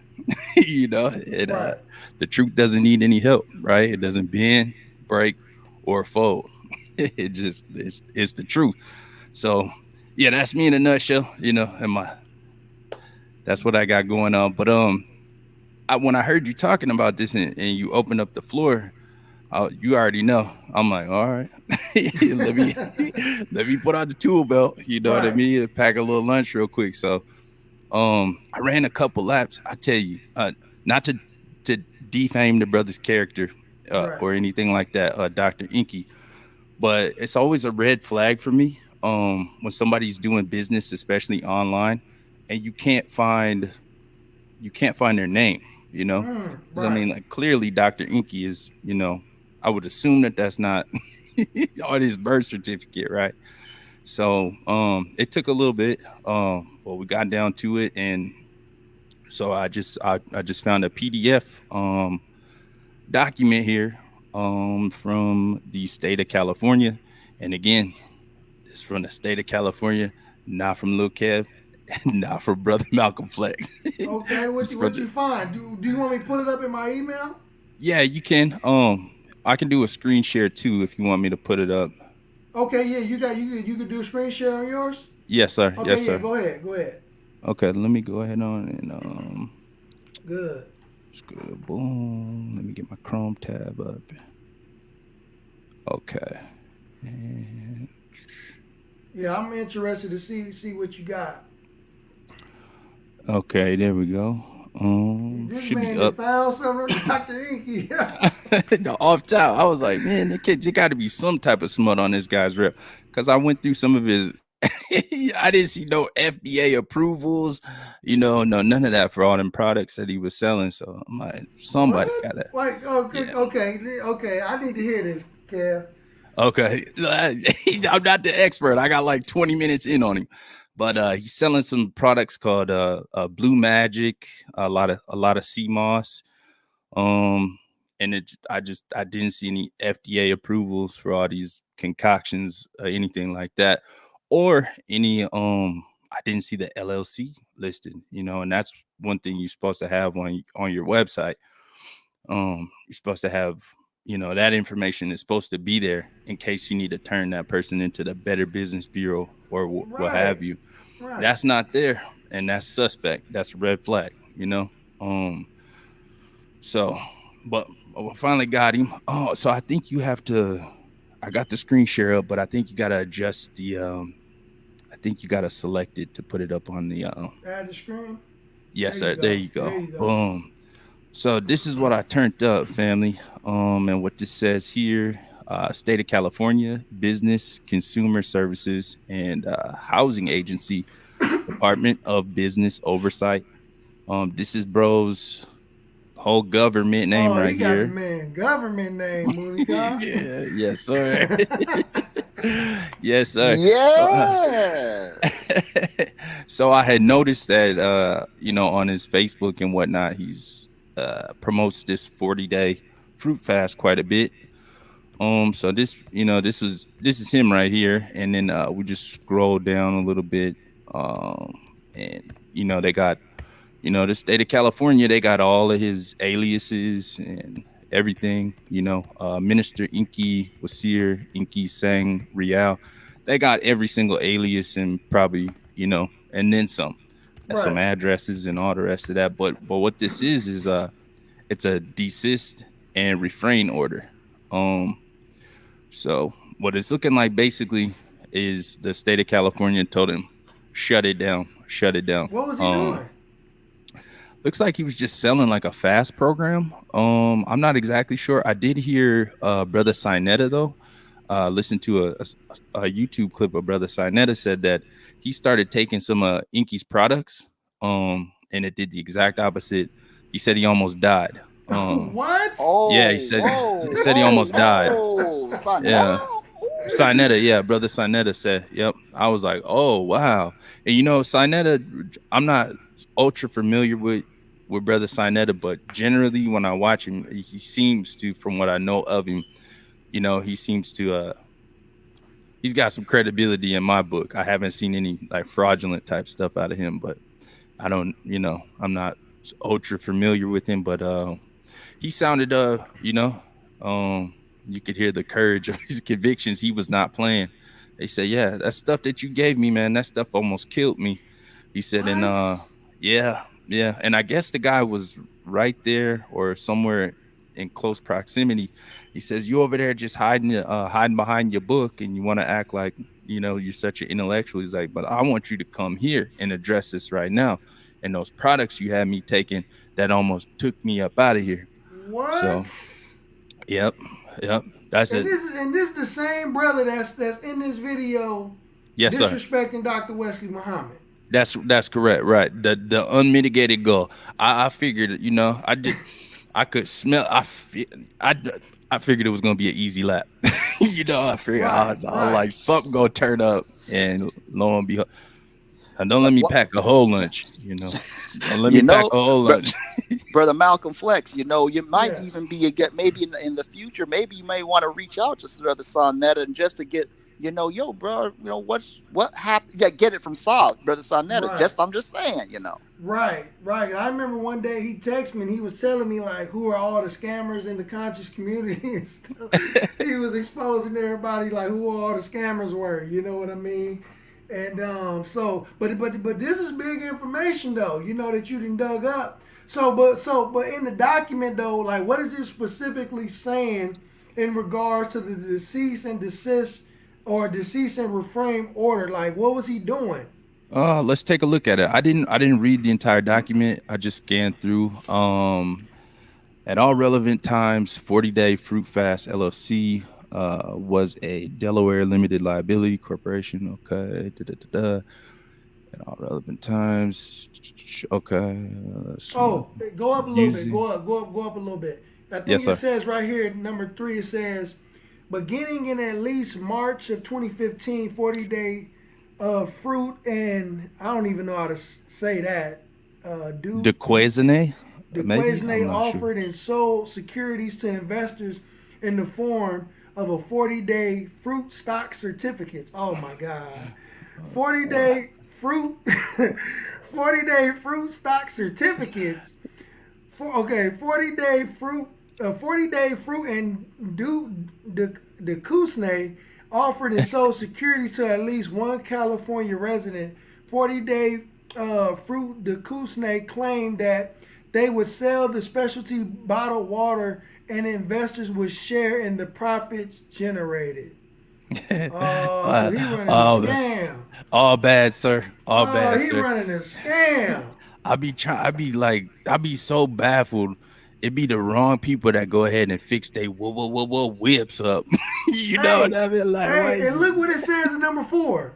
Yes, sir. Yes, sir. Let me Scroll click up a back little over bit. to it. It Yes, says, sir. using YouTube videos, 40-day fruit and Dekusne posted its plasma plus water experiments using zinc and copper wires.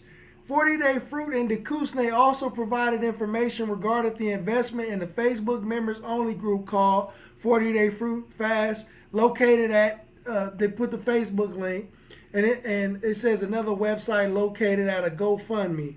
40-day fruit and Dekusne collect payment for the investment. Oh man. All bad. Oh man. So All they bad. using social media to sell their products as well. Yeah. Brother. Oh yeah. Oh man, but they got nerve. Go ahead, brother Monikai, because I can see you got something. You see, this is what happens when you see. Notice, brother Kev. I don't know if you're in the Nation of Islam, I'm not. But if you're not, see, this is what I'm talking about. The universe itself goes to work, brother Kev. If you are in the Nation of Islam, all praise to Allah. If you're not, do you see how the universe sent brother Kev? He got the information and brought it back. That would be even heavier. The brother like, yo, man, I'm not in no why. But check out what I found just doing some research, which means everybody out there can find out your stuff, man. That's not how, but we are supposed to accept your exegesis, but the state of California is trying to shut you down. State of California ain't shutting us down. Right.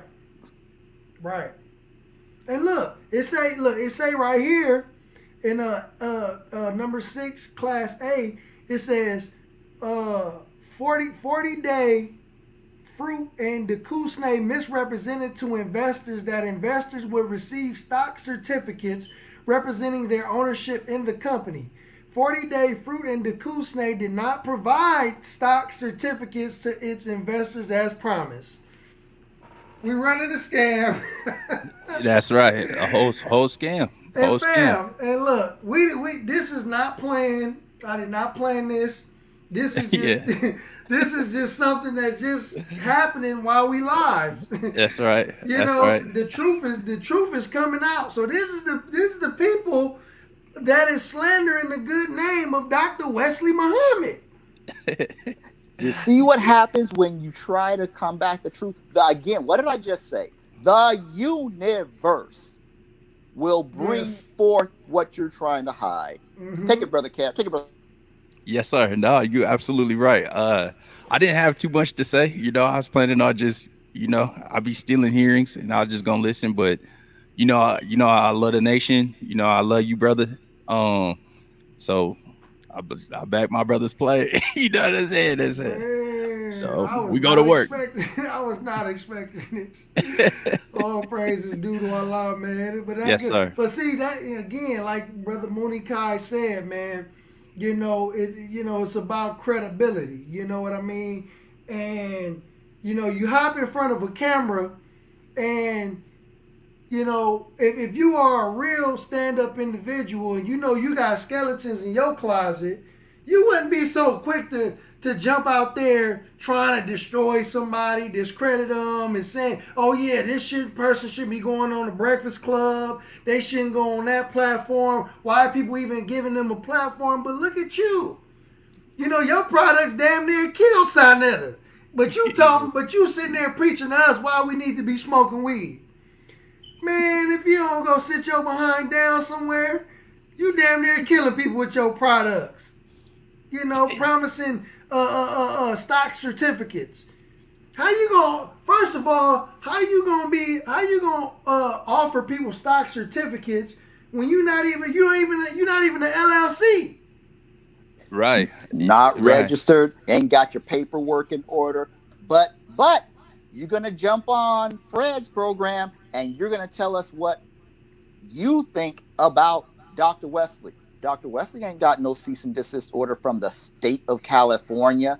And Dr. Wesley's respected by Sinetta. Facts. Oh yeah, facts. Yeah.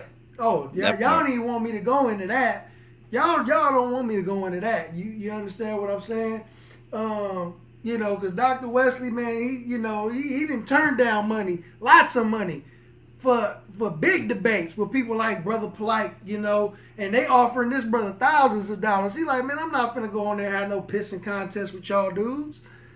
You know what I mean? So that goes to show people the level of integrity Dr. Wesley has, that you can't buy him with money. You understand what I'm saying? But here it is. You got a brother that he's so thirsty for clout, come to find out that he could be sued by Sinetta because you're not even a limited liability corporation. You're not even an LLC, and your products is damaging people. They can sue you. You understand? That is malpractice right there. That is unethical. Teach on those ethics. That's you see this, brother Malcolm. Not to cut you off. Yes, sir. This is what we're talking about. Ethics. When the truth, are you telling the truth, or are you, as you brother Malcolm just said, clout chasing? What's the motive? And this is what we're taught in the Nation of Islam. What's the motive, Mr. Inky? What is the motive for you even selling this stuff? If it's legit, you should have no trouble going through the process of filling out your paperwork, getting it tested and everything. But what's the motive? Are you in the motive of scamming people?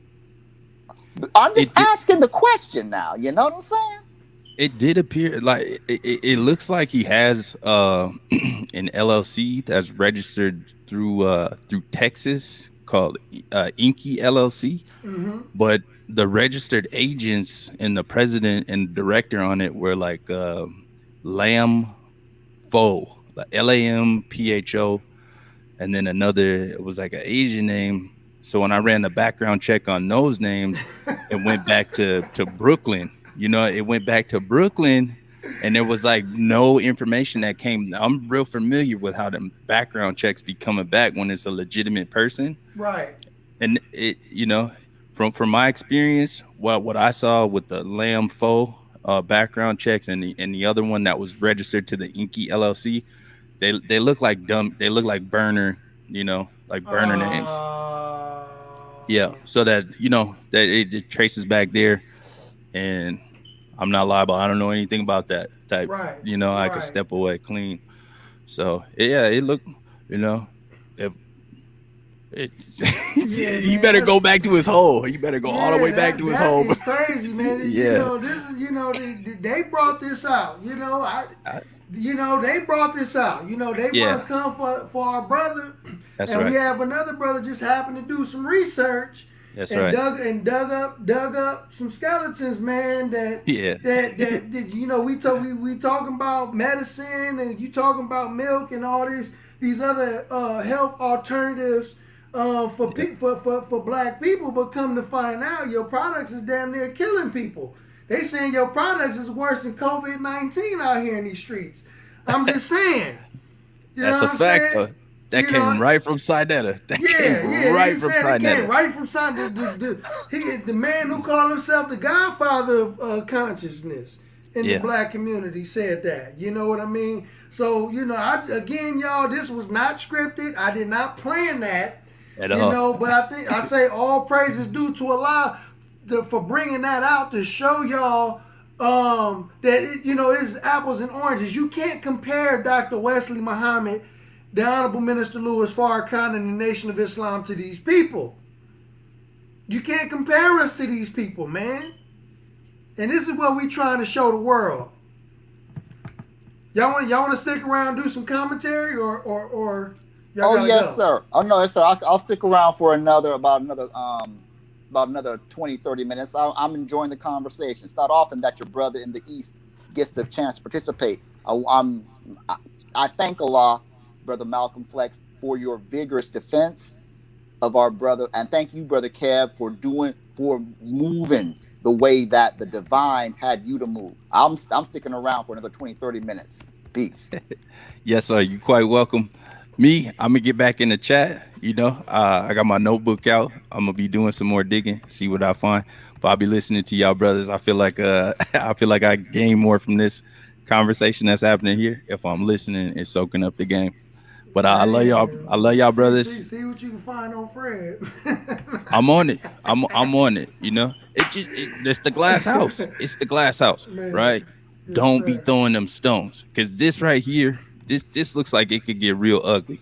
You know, Right. it just this look, as far as legalities are concerned. You know what I mean? Right. It just don't look good, sir. You know, this don't look good. I thank So, you, brother. I thank you for your diligence and thank you. That was yes, sir. powerful. And please keep doing what you're doing. May Almighty God Allah bless you and may your family be blessed as well. I appreciate that. Thank you, brothers. I'll see you thank guys soon. brother. Assalamu alaikum. Wa alaikum salam. Sir. Wa Thank alaikum you, salam, brother. sir. All praise, dude. I'm glad I brought that brother on, cause he does that on his channel. You know what I mean? So he just did what he naturally does. You know what I mean? And you know, I'm glad I brought him up. So yeah, let these brothers do their thing, and we gonna give some commentary, brother Mooney Kai. Yes, sir. Because you know the thing that people don't seem to understand is this: if you have a position that's opposite the nation of Islam, we love to have intelligent, mature dialogue. Brother Malcolm Flex and myself and others, we're not getting out here. You don't see us up here snickering. Yeah, man, I saw this brother over here. He looked all out of place. You don't ever hear the members of the Nation of Islam do that. So I have a question. Why, if you disagree with our position, do a lot of you people have a problem? Find where the weakness is. We invite you to show us where we have been wrong. Where are we wrong? What is it that you exactly disagree with? Because when you look beneath the surface, number one, most of the people's positions, they can't back it up. If they could, then Fred would have did it when he had the chance with Dr. Wesley. That's And right. brother Inky, whoever he is, Dr. Inky, brother Inky, whoever he is, if you have some concerns, what are you concerned about? Are you concerned about the agricultural section of the Nation of Islam? Are you concerned about the educational portion of the Nation of Islam? Are you concerned about the fact that it is the Nation of Islam that started telling black men, love your black woman, respect your black woman. Let's some brothers get together, clean ourselves up, and let's build our communities. Is that what you have a problem with? Right. What is the difficulty that people have? And when you get beneath the surface, you find that and this is my opinion. Yeah, bro, little Kez, Truth Movement. Yes, I'm going to go ahead and subscribe to the brother. Thank you, Brother Lions of the Messiah. I'm going to subscribe to him. But here's what I think. It's just a guess. Mm-hmm.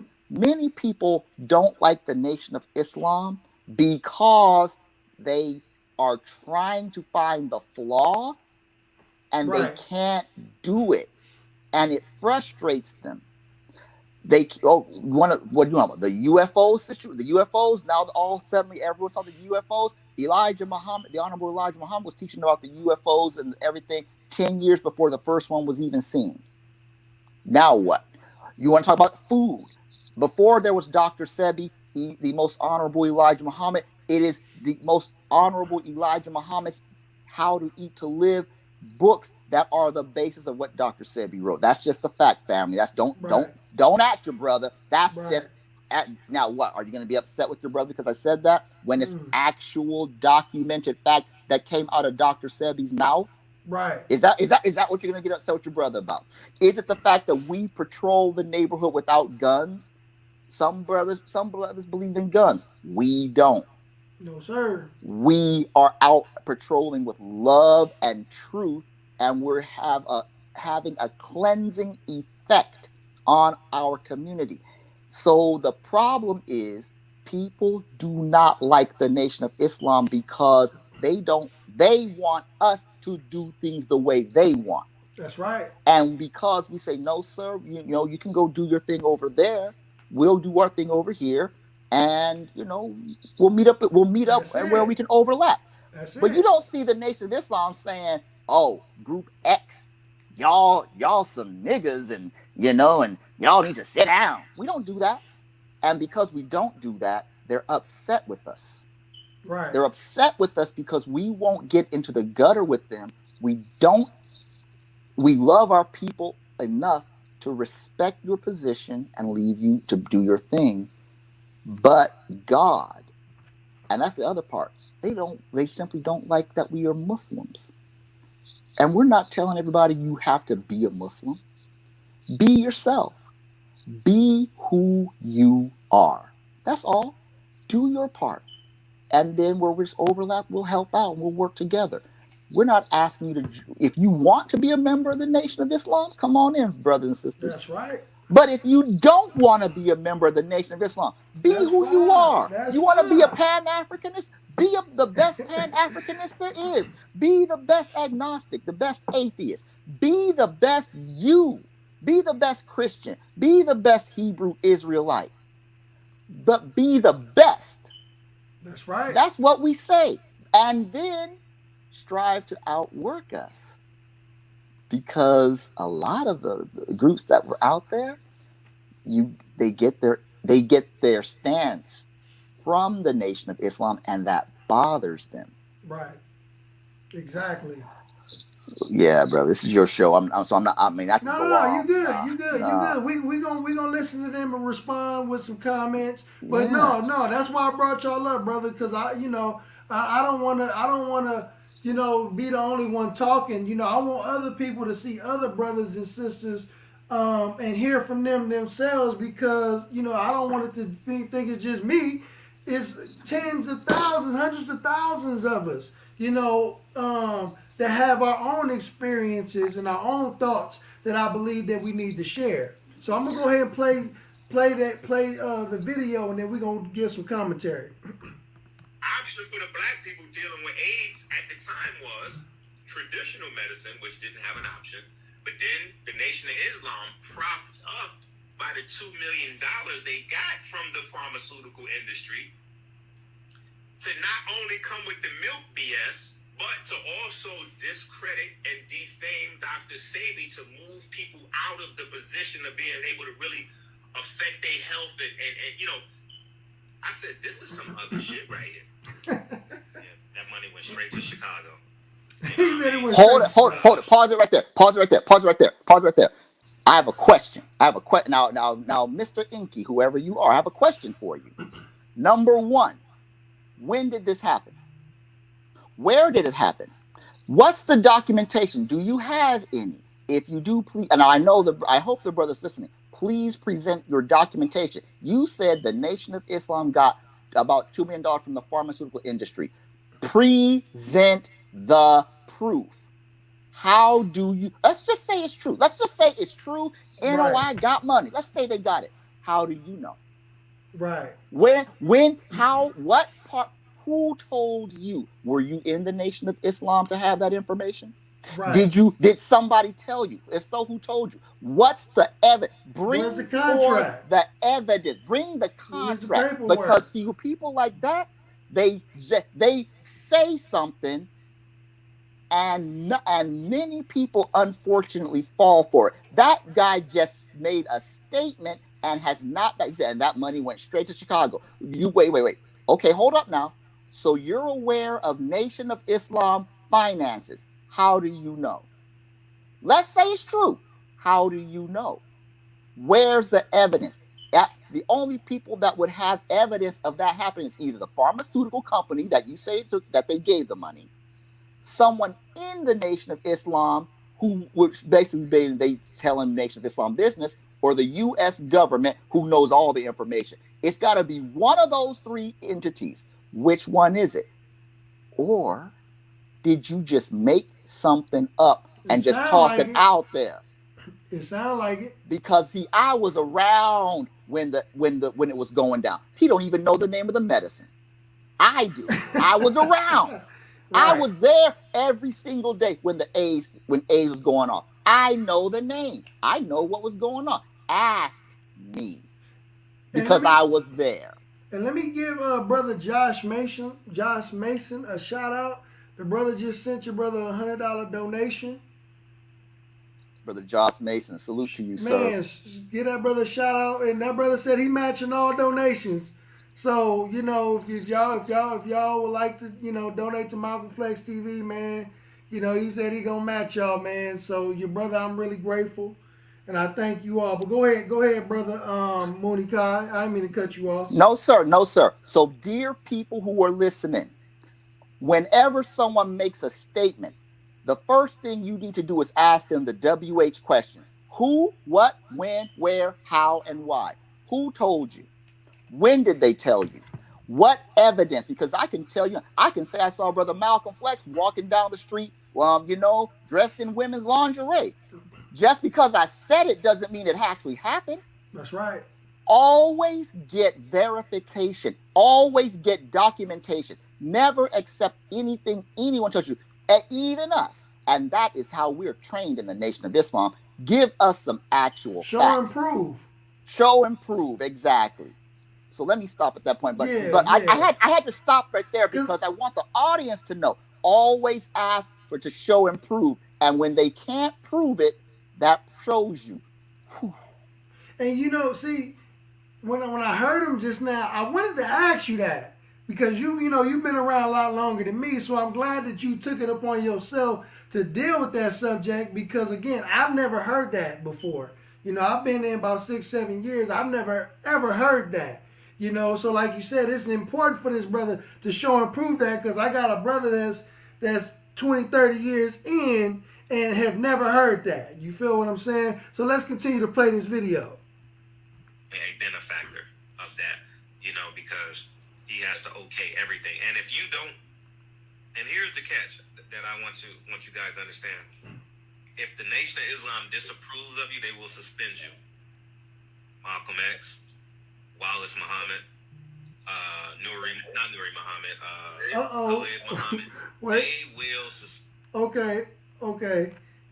Brother Lil Kev sent the clip, or Sarnetta, but that we disagree with that too. We don't just disapprove of people and then we kick them out and suspend them. That's BS. We got laws, bylaws, policies that we abide by, that we disapprove of. We don't just because if I don't like you, I can't just kick you out because I don't like you.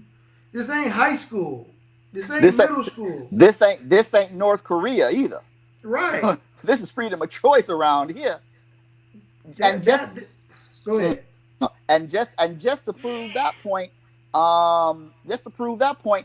eventually, I didn't listen to Inky, but one thing they always say that the Nation of Islam kicked Malcolm out or kicked Brother Khalid out. Let's deal with it. Malcolm resigned of his own free will. He, in his own letter, he said, "I'm leaving the Nation of Islam." Yo, that's like Bobby Brown. Hey man, I'm leaving the New Edition. I'm going solo. That ain't kicking out nobody out, brother. I just read in the Twitter books of the Honorable Minister Louis Farrakhan. Look, brother minister is the head. At a certain point, his student, brother Dr. Khalid, said some things that were out of order, and brother minister has the right as the head to discipline the people under his control. And if brother Dr. Khalid left, he left of his own free will. We don't. Now, if you commit some extremely gross violations, that's a different story where we got laws. But these people that are talking about, they got kicked out. That's revisionist history. That is making up crap and tossing it out there because it feels good. Mm-hmm. That's right. Malcolm left. He wasn't kicked out. Brother Dr. Khalid left. They went solo. They went on their own.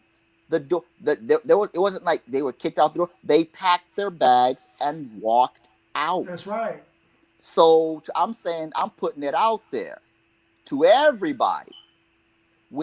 I'm not saying this with some humbleness. When you don't know what you're talking about, family, ask. That's all we're saying. Ask, and we'll give you the information. So, because I'm sure that's going to come up. Yeah, and also, I want to add to what you just said, because it's important what Brother Munikai just said, and I hope the viewers were just listening intently. Brother Malcolm was suspended for making a statement about John F. Kennedy. The brother was on C time, excuse me. The brother was on C time, right? The brother learned about the Honorable Elijah Muhammad's domestic life from Wallace. So when the truth came out and the Honorable Elijah Muhammad knew that they both knew, because they were both going around spreading this information among the believers, then they both were put out for F time. And plus, Brother Malcolm kept talking in the public. He kept speaking in the public. So they both were put out on F time. But Brother Malcolm, instead of waiting for his time to be up and to come back into the ranks, the brother decided to create his own organization and left the Nation of Islam, right? So when you're on suspension, that don't mean that you're banned for life. You're kicked out for life. That means no, you got a certain protracted period of time for you to be away, then you're able to come back among the family. But he didn't want to wait his time out, and the brother just left and created his own organization. And that's how everything else went downhill, right? From there. Brother Dr. Wesley did a 6-hour breakdown of every single detail. He did a timeline of this. Every single detail with documentation, right? Not hyperbole, documents to back up what he's saying. So I say this: if you want to know, go to Dr. Wesley Muhammad's page. He did a breakdown of every single aspect of the Malcolm X situation in detail. That's right. And according to Malcolm's own letter, what they call his Declaration of Independence, you need to read it. Hold on, Brother Monica. I think we got a caller. Hold on one second. Go ahead. Yes. Assalamu alaikum. Walaikum salam, brother. Alfonso, how are you, sir? I'm doing fine, my brother. Man, that's good to hear. Listen, I dropped the ball, brother Flex. I actually... oh, yeah, for our meeting, right? Yes, sir. Yeah, don't worry about it. We'll just reschedule. I'm actually live right now, so let me definitely get back to you on that. Okay, yes, sir. All right, yeah, call me, please. Okay, yes, sir. No problem. All right. Peace. Good. Sorry about that, Brother Munikai. No, sir. That's fine. But listen, family, read Malcolm X's Declaration of Independence. Read what Malcolm X actually wrote about why he left the Nation of Islam. If you do it and then compare with what you have heard, you will see that what Malcolm X actually said versus what you have been told is very different. Who are you going to believe? Malcolm X's own words or people who weren't even born at the time? That's right. So let me just stop right there. That's all I'll say on that. Yeah, and just to add to that, even with the Khaled situation, we know and established that Brother Malcolm left on his own. He left on his own fruition, but Brother Khaled also did. Brother Khaled, like the minister said, why do I have to go out there after somebody when I didn't tell him to go out there. He left on his own. I didn't tell him to leave, so why am I responsible to go back and go and get this brother? The minister made it clear. You know what I mean? He wasn't banned from the... They try to see, that's how they try to twist it. That's the narrative that we just banning people out of the nation that is powerful. But they didn't gain their power and their notoriety without the Nation of Islam. So Can I get a witness, man? Why would we build them up? Why would we build people up just so we can ban them? I've seen videos with people talking to Brother Ben. Oh yeah, Brother Ben, they gonna turn on you. You getting too big for the Nation of Islam, Brother Ben. They got videos like that. You gotta get out now while you can, because you the real engine, Brother Ben. Get out of the nation, then we'll support you. Wait a minute. You mean to tell me Brother Ben saying, hey man, Nation of Islam, I learned from them. No, man, you got it. When you get out, then we'll support you. In other words, it's like saying, right. It's like saying, I'll get on your airplane after you cut off after you turn off the engines that are helping you to fly. Mm-hmm. I'm sorry, that's how. You tell me, yo, I'll get on your airplane after you turn off your engines that are giving you flight. Anyone else, you don't want to fly that plane?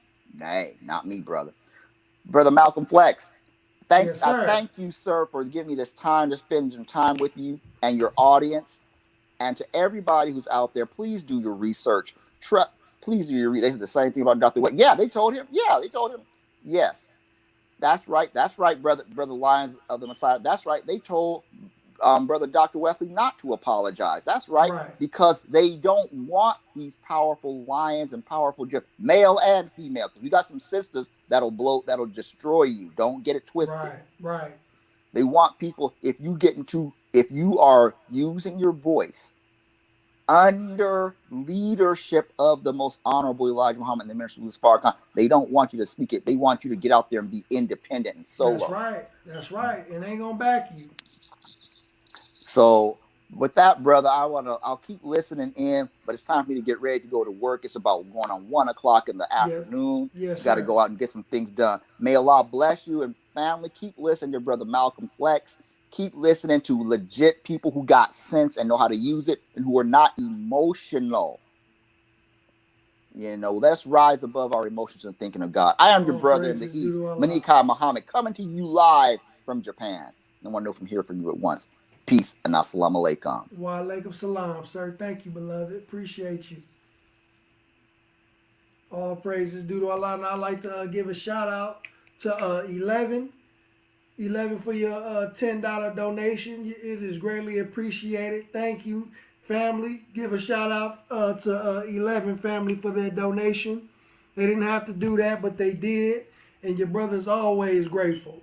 So yeah, let's get back to this video, man. Let's talk about this content, man. Before I go back to their video, brother Lil Kev sent me Sarnetta's video, saying how Dr. Inky's products almost killed him. So the brother Lil Kev be on it, man. Yeah, he wild, like Raw 4. Yeah, we about to get to some houses community motherfucking fuckery and shit. What I need you to do is hit that damn subscribe button, hit that like button, hit that share button. Let's listen to Sarnetta, Chief X, and Stinky Inky.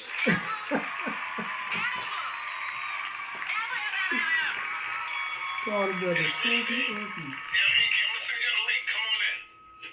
Come on in, Inky. Yeah, I'm gonna come in. Tell her that boy, Inky ain't stupid, man. Y'all talking all this shit about, Inky know this and he can come in. But why is he not coming in there? Come on, man. You know what I'm saying? Polite would have jumped into this shit quick. Yeah. Why is this? Right, yes, I need it now.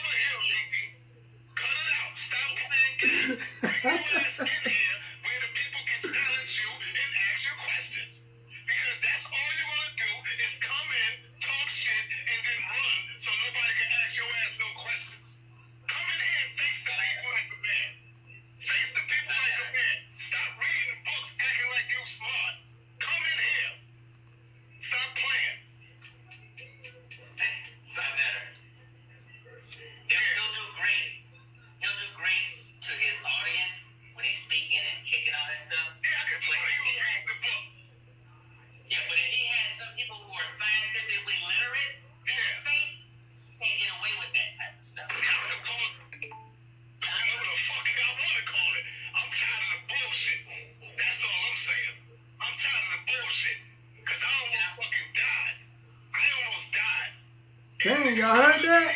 He said he almost died. Yeah, but if he has some people who are scientifically literate in his space, can't get away with that type of stuff. Yeah, I'm calling. Whatever the fuck I want to call it. I'm tired of the bullshit. That's all I'm saying. I'm tired of the bullshit. Because I almost fucking died. I almost died. And niggas coming up in here trying to make me look like I was the fucking victim. Like I did something wrong. That's what Inky did. Inky made it look like I was wrong.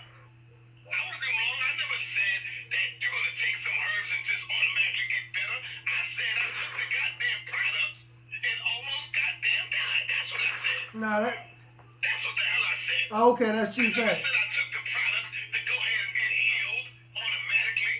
No. It's an art to listening, fools. Come on, that's the steak ass shit.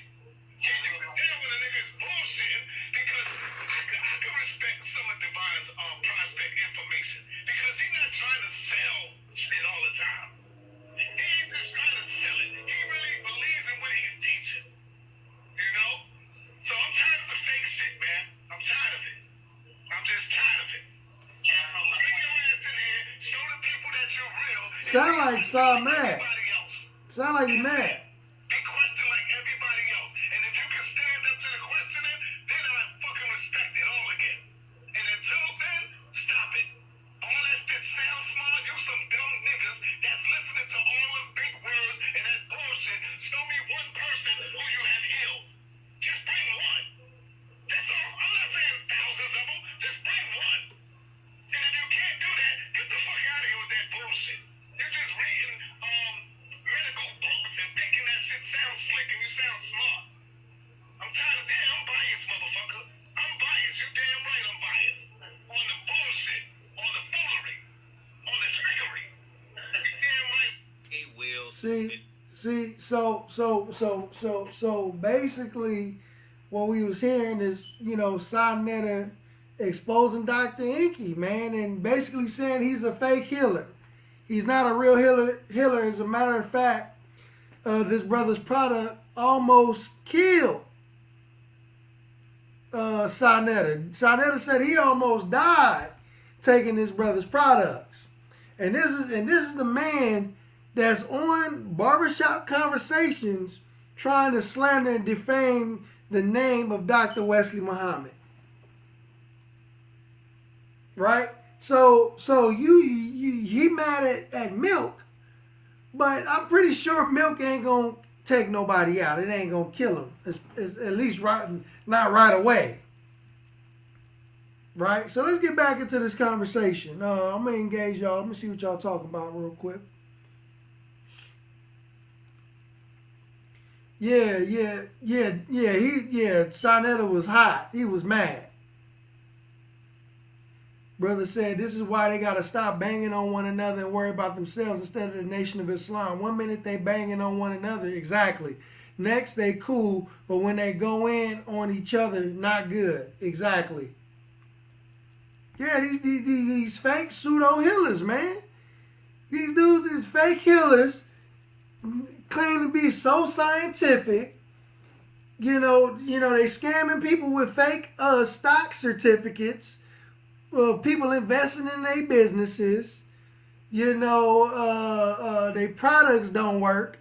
They books is, ain't nobody buying their books. And these are the people that are attacking the Nation of Islam.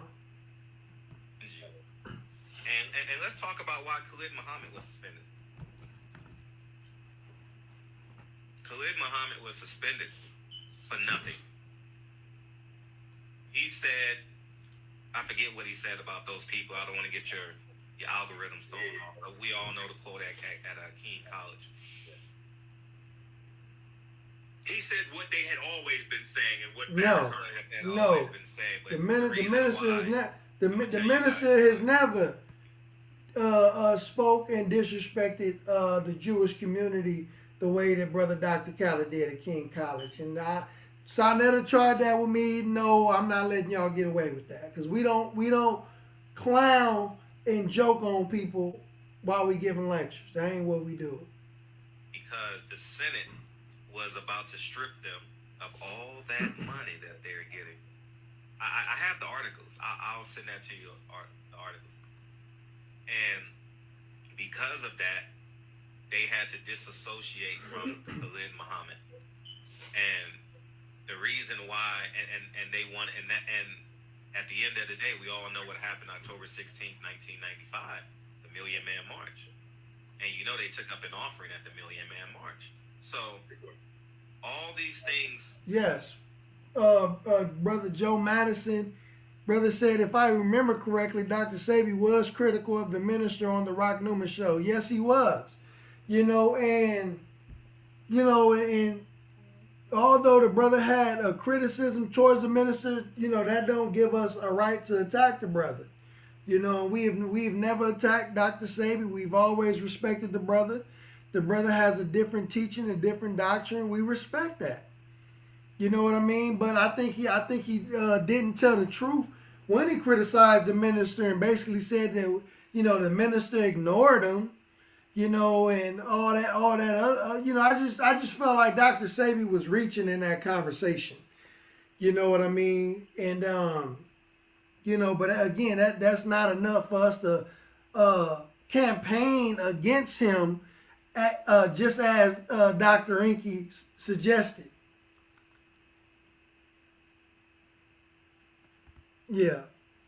Makes sense when you're able to see things from 50,000 feet.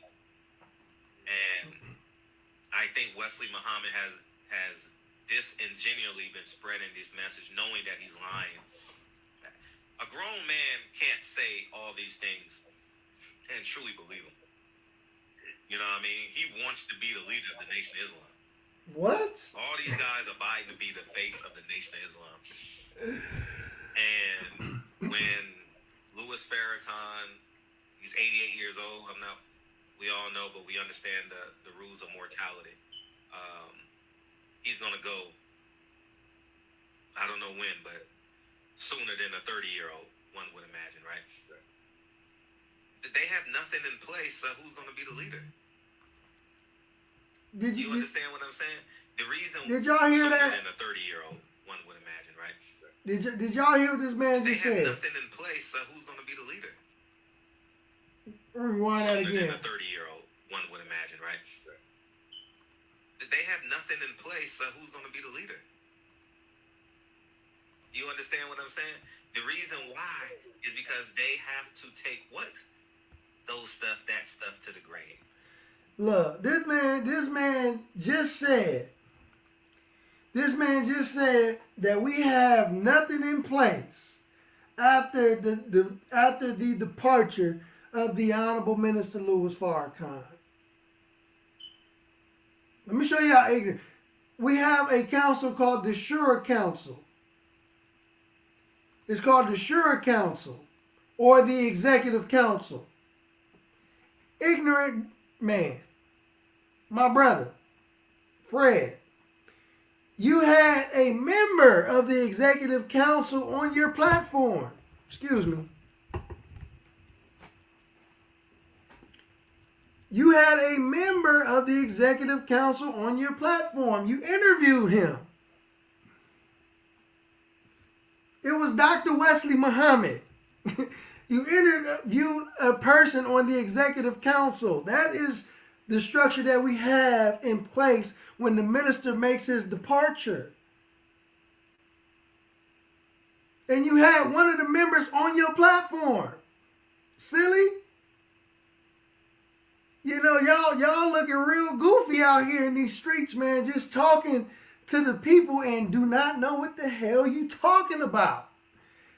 The minister wouldn't be as wise as he is if he didn't have anything set up after he left. That's why there's a saying, a good man leaves things for their children when they're gone. That's what a good man does. You know what I mean? So, the minister is, like he said, he ain't just no Rudy Poo that jumped up yesterday. The man is 88 years old. You don't think that he had all the time to think all of this stuff out? Some of y'all out here looking real goofy. He said we have nothing set up, but we have an executive council, and the brother just so happened to have a member of the executive council on his platform. That look, like Sister said, Allah is the leader. So even after the minister's departure, again, the structure and order of the Nation of Islam is still ran by Allah. Why? Who is Allah? You got Allah, and then you have the people. The people makes Allah as well. The body.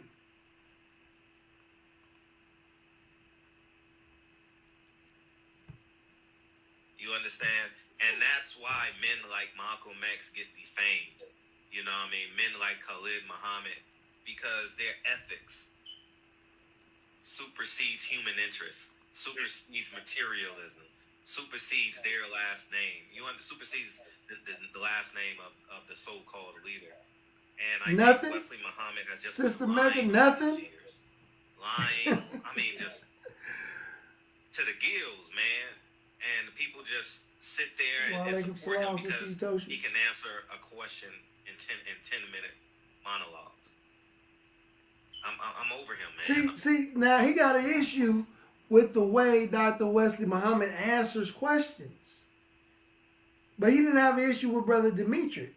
But one thing that you got to understand about this Malcolm X subject is that you can't answer a question with just a yes or no answer. This is intricate. What happened to Malcolm X was intricately plotted, planned, and devised by Satan. Satan spent hundreds and thousands of hours to destroy the liberation of the black community. And more specifically, organizations like the Nation of Islam, they spent thousands of hours. The Most Honorable Elijah Muhammad was the most surveilled black leader in the hills and wilderness of North America in history. They had been surveilling the Most Honorable Elijah Muhammad long before Brother Minister Malcolm X came on the scene. There was no such thing as Malcolm X when they had been surveilling the Most Honorable Elijah Muhammad.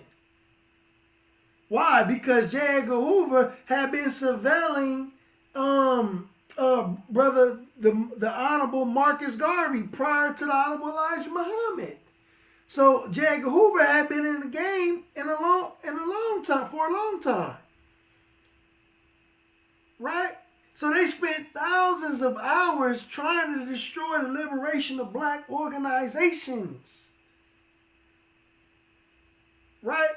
So the case, the points that they bringing up, y'all not understanding that when we go through this information, when we go through the documentation, when we bringing out the receipts, you can't just answer a question with just a yes or no answer. Why? Because the enemy has taken the truth and turned it into lies. He didn't make evil fair seeming. He didn't mix the truth with so much falsehood that you have to parse through the truth with so much cross-referencing information to get to the bare truth. And all of the truth ends up leading back to Brother Minister Malcolm X himself. See, but when you get the information from the horse's mouth, see, then we are being accused of gaslighting. We are being accused of filibustering. And one thing that I'm noticing on YouTube, one thing that I'm noticing on Facebook, Clubhouse, Instagram, people are using these words out of context. Filibustering, gaslighting. Y'all not even using the words in the proper context. Right? So it sounds good to the people, but when you put it in perspective, it don't even apply. what you're saying don't even apply. So no, Dr. Wesley Muhammad is not filibustering. He doesn't work for the Senate. He doesn't work for the Senate. So he's not trying to postpone any bills or any laws. The brother has to, like he said, God is in the details and truth is in nuance. So you gotta parse through the truth carefully and cross-reference the information to get down to what the truth is. And a lot of people don't know about what really happened to Brother Minister Malcolm X. So we have to explain it to them and give them the baby food. We have to make it like baby food, and we have to spoon feed the people the truth. Why? Because they have been fed so many junk food or lies. Right? So that's why the brother takes his time with the information and gives it in great detail. You can't just answer these questions with just yes or no answers. Why? Because if you do it that way, you will be doing the information, you'll be doing Malcolm X injustice and a disservice. Over him, and the things that he says, man. What? Wesley, man. Crazy. Some of these sound bites, yeah, and white people have more you melanin than black people. They have fail melanin. I'm like, wait, that's the wrong way around. Yeah, because milk can replace the sunlight. What the fuck did he just say? If the sunlight goes, the cows can't. If the sunlight goes, the cows is dead. They can't even. I said, man, this thing here, this is some whole other shit. They going to wild lengths to prop up this dairy and pie business, and it's insane that they don't have, and that's crazy. That's probably the one thing that's most pronounced between what they got going on now and what the roots was. Because this can't be about do for self at this point, when it's clearly about getting, contracts and grant money and creating this fake narrative where you're on the camera like, hey, tell with the white folks. Meanwhile, the white folks are actually ghostwriting your speeches. Yeah, they're ghostwriting your shit. What is he talking about? Yeah, Ghostwriting our speeches. Yeah. White folks ghostwrite our speeches. Yeah. All of that shit is ghostwritten. So here's the thing: you're either edited or you unedited. You scripted or unscripted. So once your shit is scripted, nigga, even if you write it yourself, you gotta pass it to them so they can make sure, like, am I saying the right things? Okay, what shouldn't I say? Okay, take that out, take that out, take that out. All right, cool. These niggas is getting ghostwriters. They act like we rappers or something. We artists, and we getting ghostwriters. And like, they believe in a ghost. You understand? Like they don't tell you that fraud went to jail. Fraud was a prisoner. God was in jail. he was in jail because he allowed them to put him in jail. What was it, San Quentin, or was it Alcatraz? One or two. He spent a few years in Alcatraz. He never did time in Alcatraz or San Quentin. That was the big problem for Father Allah. Yeah, man. Yeah, Sister Megan, these people crazy, man. He said we got ghostwriters. I just, man. It's sad, man, what they do for money, man. It's sad what they do for money, man. And what we do for when money. you tell the truth, their minions come after you. Oh, so now we minions. You're this, you're that. And that goes to show you that. See now look. Peace to you, brother information man. Now look, he said we minions because we defend one another. We defend our nation. We defend our brothers and sisters. We defend our leader. We minions for that. But you, Mr. Frederick Hawthorne,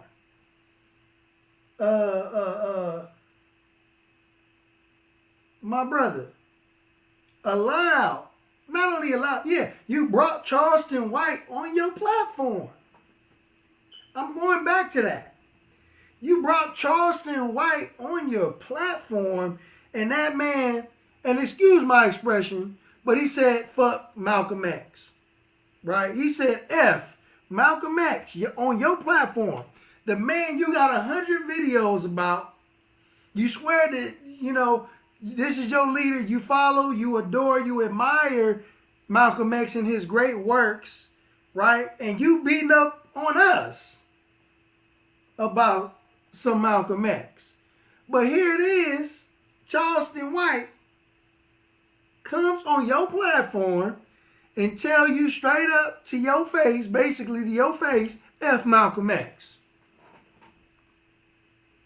See, I would rather be a minion than a coward.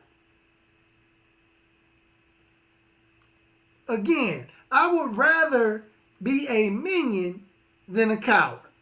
Cause I'm not a follower of Malcolm X, but I love and admire my brother for the great works that he did. I would have defended Malcolm if I'd have been on that platform and that man would have said what he said about Brother Minister Malcolm X. I would have defended that brother's legacy. But you, and I can't even say I would have defended it better than you. You didn't even put up a fight. You sitting up there smirking with a smile on your face. You couldn't come on my platform and say any of that without being checked and kicked off. Looking stupid. But you gonna sit up here and teach us about some Malcolm X? But you let another man say F Malcolm X on your platform and leave the video up? Man, get real. Where on some levels they're sheep. You know what I mean? Like, how can you... Man, the FBI files. See, here's the catch with the FBI files. I need you guys, hopefully you guys understand, is in terms of what they say, like in terms of conversation, I can't say that you that's right. true. You right, sis. But in terms of location,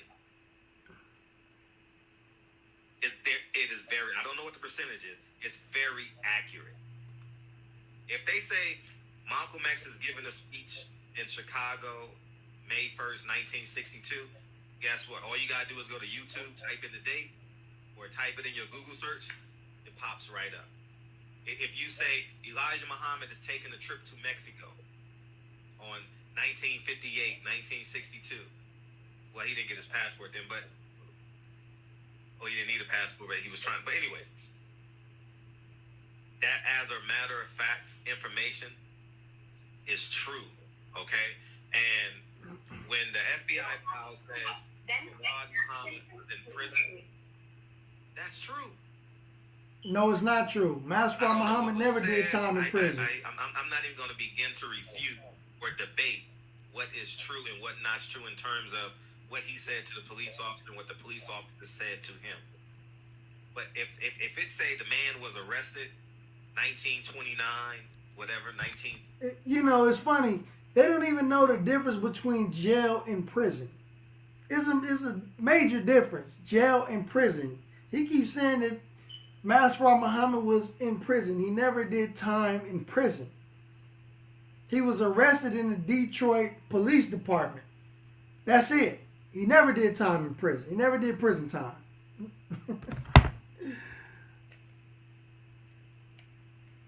He was arrested in 1929 and 1930. Okay, and it's sad that they can tell you that he's going to come back on a spaceship. Elijah Muhammad's coming back on a spaceship on the mother wheel. People really believe that.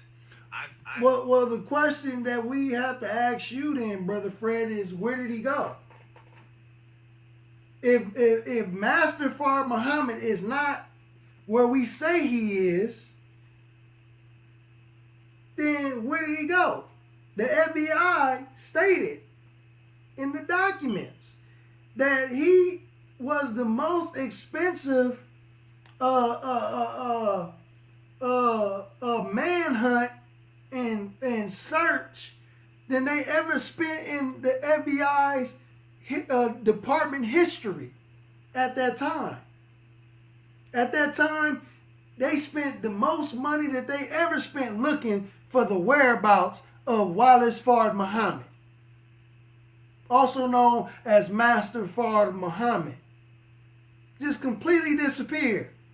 So if he ain't on the mother plane, then where is he? It ain't no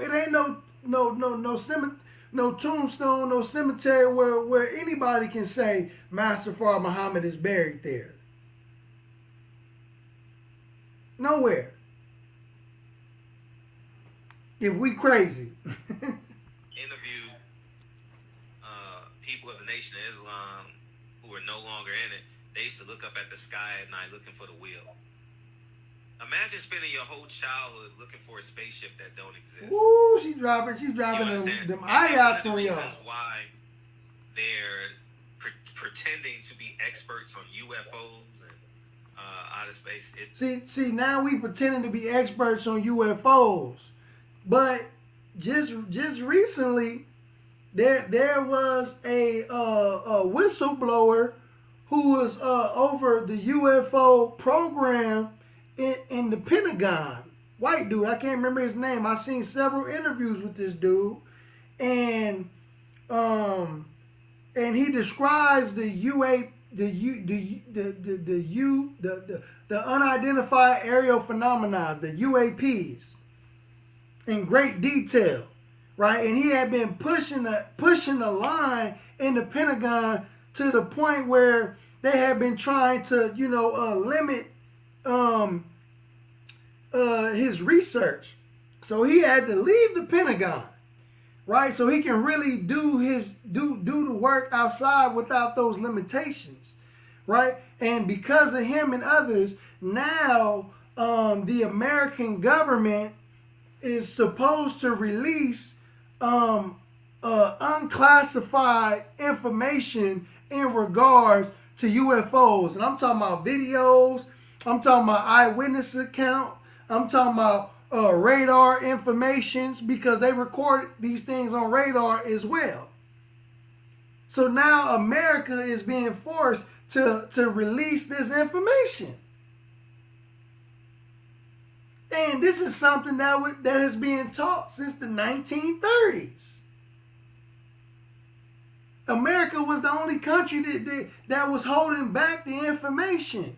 But now they're coming out with the information.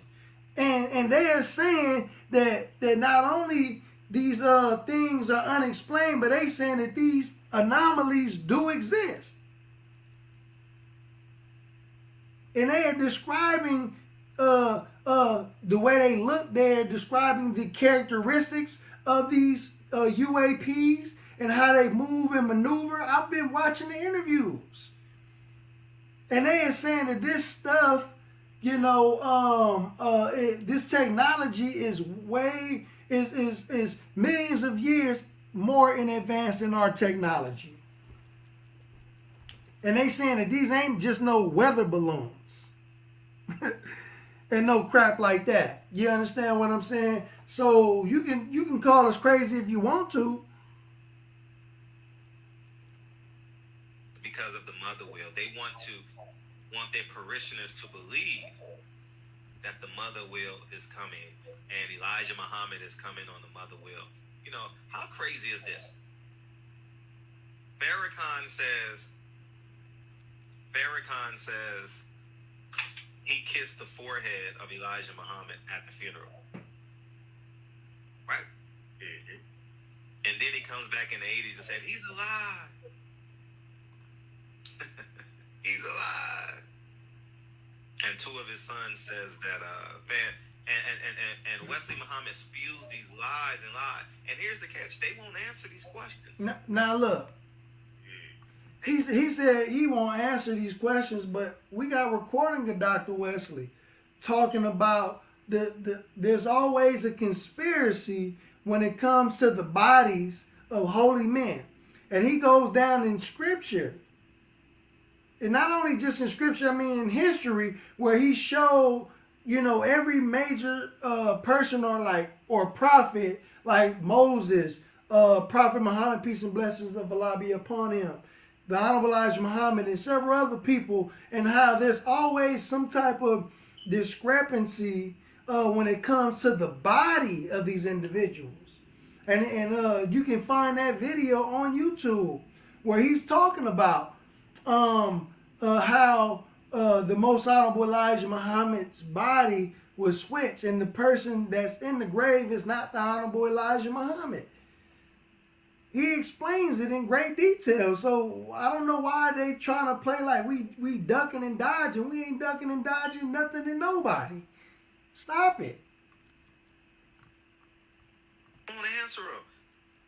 Oh, you're an agent, and how you gonna derail the movement of the black people? How many acres does the nations own? How many banks? How many hospitals? And hold on, and sister Mega made a great point, because now the Honorable Minister Louis Farrakhan had a vision in Tepoztlan, Mexico, and that he went on the wheel.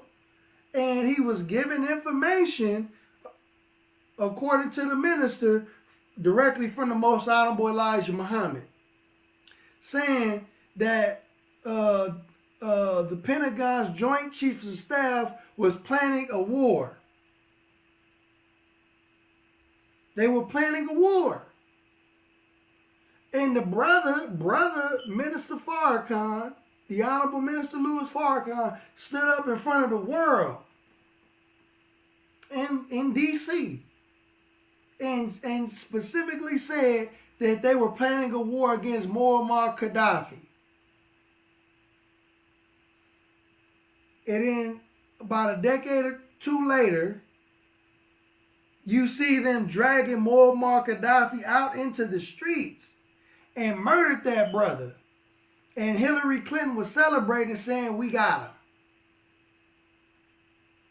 And there had been prior assassination attempts by America on Muammar Gaddafi. Before that, right? So I mean, if we crazy, how was the Honorable Minister Louis Farrakhan able to predict that? If he didn't receive any divine guidance from the Honorable Elijah Muhammad on the wheel, if he just made that up on his own, no sir. The brother Minister Farrakhan didn't make that up on his own. If y'all want the link, y'all want to come in and build with me, you want to chat, the link is in the comment section. Hop on and, give your commentary. Let's build. All praises due to Allah. Yeah, so, that's something that he couldn't have thought of and figured out on his own. He needed divine guidance.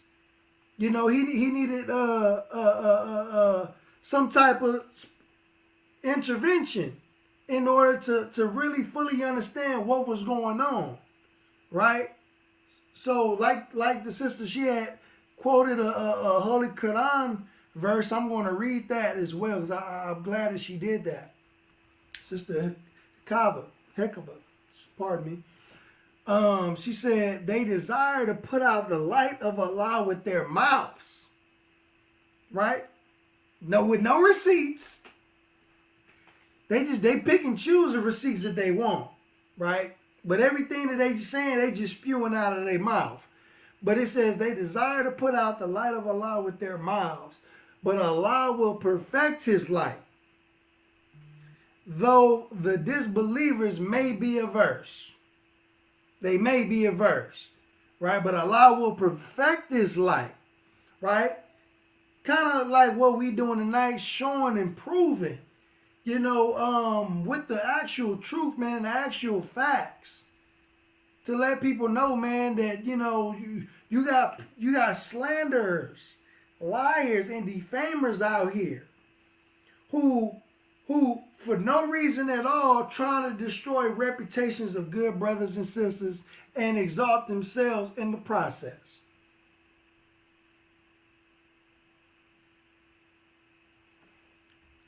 My brother said, Lil Kev said, in the WikiLeaks Clinton emails confirmed just that. I just unearthed some CIA documents that show the U.S. government was involved in subversion and destabilization of Eritrea, Ethiopia at the same time. Right? How is a regular minister or somebody, you know, just saying this stuff, and it's actually taking place if it's not divine intervention? My sister said Allah gonna feel hell with them all. Yeah, absolutely, she's absolutely right. We got our brother on, Brother Evan. Peace, God. Peace, God. Assalamu alaikum. Walaikum salam, man, bro. Introduce First of all, yourself. Yeah, go ahead and introduce I yourself. just want to say peace to the family. It's your brother, the strategist, Lions of the Messiah, student of the foundation. And I just want to say real quick that this is an example of, number one, poor scholarship on the behalf of these brothers. Because what I'm hearing is a lot of allegations, a lot of insults, but they're not saying anything tangible at all whatsoever. Everything that they're saying can be refuted easily, because instantly what they're doing is they're attacking our foundation. And when they mention our Savior, Master Father Muhammad, and they try to link him to this Wallace Dodd Ford character, this has been a tactic of the enemy since the 30s. They have been attempting to disrupt the origins of our Savior for a very long time, because to disrupt his origins is to disrupt the nation. Right. And this is not the only attempt that our enemies have used to disrupt Master Farah Muhammad's origin, but this is one of many, and it happened again after the departure of the Most Honorable Elijah Muhammad, when they brought in this false character called Muhammad Abdullah. Right. And he came through in 1976, and he admitted that he wasn't Master Farah Muhammad. But my point is that this is a continuation of the same process to destroy our foundation. And this is what we have been studying since the Criterion. Our foundation is being attacked, but they're not going to attack it outright, like on the news medias, etc. Not just yet. They're being very subtle with this. It starts with Malcolm. It starts with Khalid. It starts with a lot of disgruntled people who fell out in the past. And for people like Fred, he don't even believe in the teachings of the Most Honorable Elijah Muhammad. Right. He don't even believe in the lessons. He's not even a 5%er.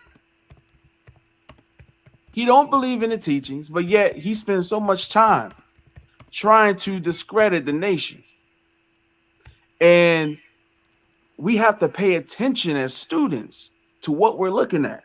Right. This is not the time for us to get upset or emotional, but this is the time for us to observe, because, and ask the question, like what Brother Munikai said earlier, why? Why is all this going on? Usually what they do is they wait until Savior's Day or Holy Day of Atonement. That's when all these attacks start coming up out of nowhere. But nah, they're being very, very diligent with this. And if we're not careful, we're going to fall into the trap and we'll get caught off guard, like how we've been getting caught off guard. Right. But they're not even students of the teachings. but they have invested so much time and energy to try That's to a great disrupt point. us. That's a great point. So, like what you said, brother Malcolm, like they talk about boxing. Like, you're a boxing channel, bruh. What what do you have to gain from this? And you know, he want to talk about filibustering. Bro, John Ali was up there just talking. Uninterrupted. Just talking. Why bring on people who believe in the and this is what I want the believers to understand. This is the mind of the hypocrite here. You have people who do not believe in the Honorable Minister Louis Farrakhan and what he's teaching. They claim to only believe in the Most Honorable Elijah Muhammad, but brother finds it okay to invite them to a platform to express the history of the nation, but they don't even believe in the minister, and he don't believe in none of it, obviously, because he's mocking the will. Right. He's mocking the Most Honorable Elijah Muhammad. He's mocking Master Fard Muhammad. But they find common ground in hatred towards the minister. That's what it's all about. Right. They find common ground and hatred towards the minister. And that's what these hypocrites will side with devils. Go ahead, bro. No, I said they run in packs. Yeah. You know what I mean? And you know, and the thing is that, you know, I had to kind of get on Brother Sonetta about that. You know, y'all bringing up all these brothers and sisters who are anti-nation on y'all platforms. I told Brother Taharka the same thing. And you know, the thing is that you know, when you doing that, I mean, that's fine, but you know, why can't the Nation of Islam, you know, be out of the conversation? You know, right. if they consider themselves the real Nation of Islam, then talk to them about, you know, what they believe, their teachings. You know, focus on the positive. You know, settle on the best part. Focus on the positive part. You know, why you want to add us to the conversation? You know, they don't rock with us, we don't rock with them, but it's fine. As long as our people get some type of Islam, some form of Islam, all praises is due to Allah. You know what I mean? But y'all bringing these brothers and sisters on y'all platform for what? Clout. Y'all bringing these people on y'all platform to create controversy, to have us come to your page, have them come to your page, and have everybody else in the middle talking about some, ooh, they going after one another. Bro, there are 13 different, I could be wrong, 13 or 12, or maybe even 11 different Nation of Islams out there. But they only call out the minister. Why is that? And like what you said, brother, let's talk about the teachings. How about, because they're talking about the will and, you know, the Honorable Elijah Muhammad being physically alive. Yeah. They're talking about all types of stuff. I thought we was dealing with Malcolm. But see, this is my point. Malcolm is used as a smoke screen. Yeah, they keep moving the goalposts. That's what it is. You know, if it ain't that, is this. If it ain't this, is that. You know, they keep moving the goalposts. Yeah, you gotta understand, like, you know, and that's something that I noticed a while ago, that when you answer certain points and you defeat them on certain points, then it's something else. Right. They don't even want to talk about that point no more. They changing the subject. And bro, if you don't mind, I wanted to read something real quick from the Christ. Yeah, go ahead. This is from Muhammad Speaks newspaper, August 16, 1963. And this is for all those who want to say that, you know, Master Fard Muhammad is a dope pusher and this Wallace Dodd Ford character. But the Christ said here, he said, I, Elijah Muhammad, messenger of Allah, told the Los Angeles Herald Examiner on Monday, July 29, 1963, that my followers and I will pay the Los Angeles Herald Examiner newspaper $100,000 to prove the headline charge Black Muslim founder exposed as white made against us, that we are following one Wallace Dodd with many aliases, including the name Fard. Let's go. That he is the man that I am representing to my people as being Master Father Muhammad, a lion person who appeared among us in Detroit, Michigan in 1931, and is the same person, Wallace Dodd. The Los Angeles Herald Examiner also printed his prison history in San Quentin Federal Penitentiary on a charge of peddling dope, and that he is admitting he was teaching us. I would like the Los Angeles Herald Examiner to prove that this man Dodd was my teacher by bringing him to this country at our expense. I'm gonna stop right there because he goes a little further, but my point is, the Most High Elijah Muhammad said this dude wasn't the God. Right. He said that. So right. What Mr. Fresh should do is get John Ali and all these other disgruntled hypocrites who he brought on his platform and ask them who is Master Father Muhammad. Right. And let's see where their foundation lie. Because a lot of them were up there saying that they still believe in what the Most High Elijah Muhammad taught. And Malcolm said the same thing. We got the recording. Facts. Man, come on, man. We got 40 plus minutes of Malcolm apologizing. Bro, come on, bro. Come on, bro. That's what I'm saying. I want you all who talking this Malcolm stuff to debate me live. Come on. Publicly. Y'all wanna defame and slander the most honorable Elijah Muhammad and use his domestic life as a tool to whip the honorable Elijah Muhammad, then I want y'all to debate me publicly, live. Come on.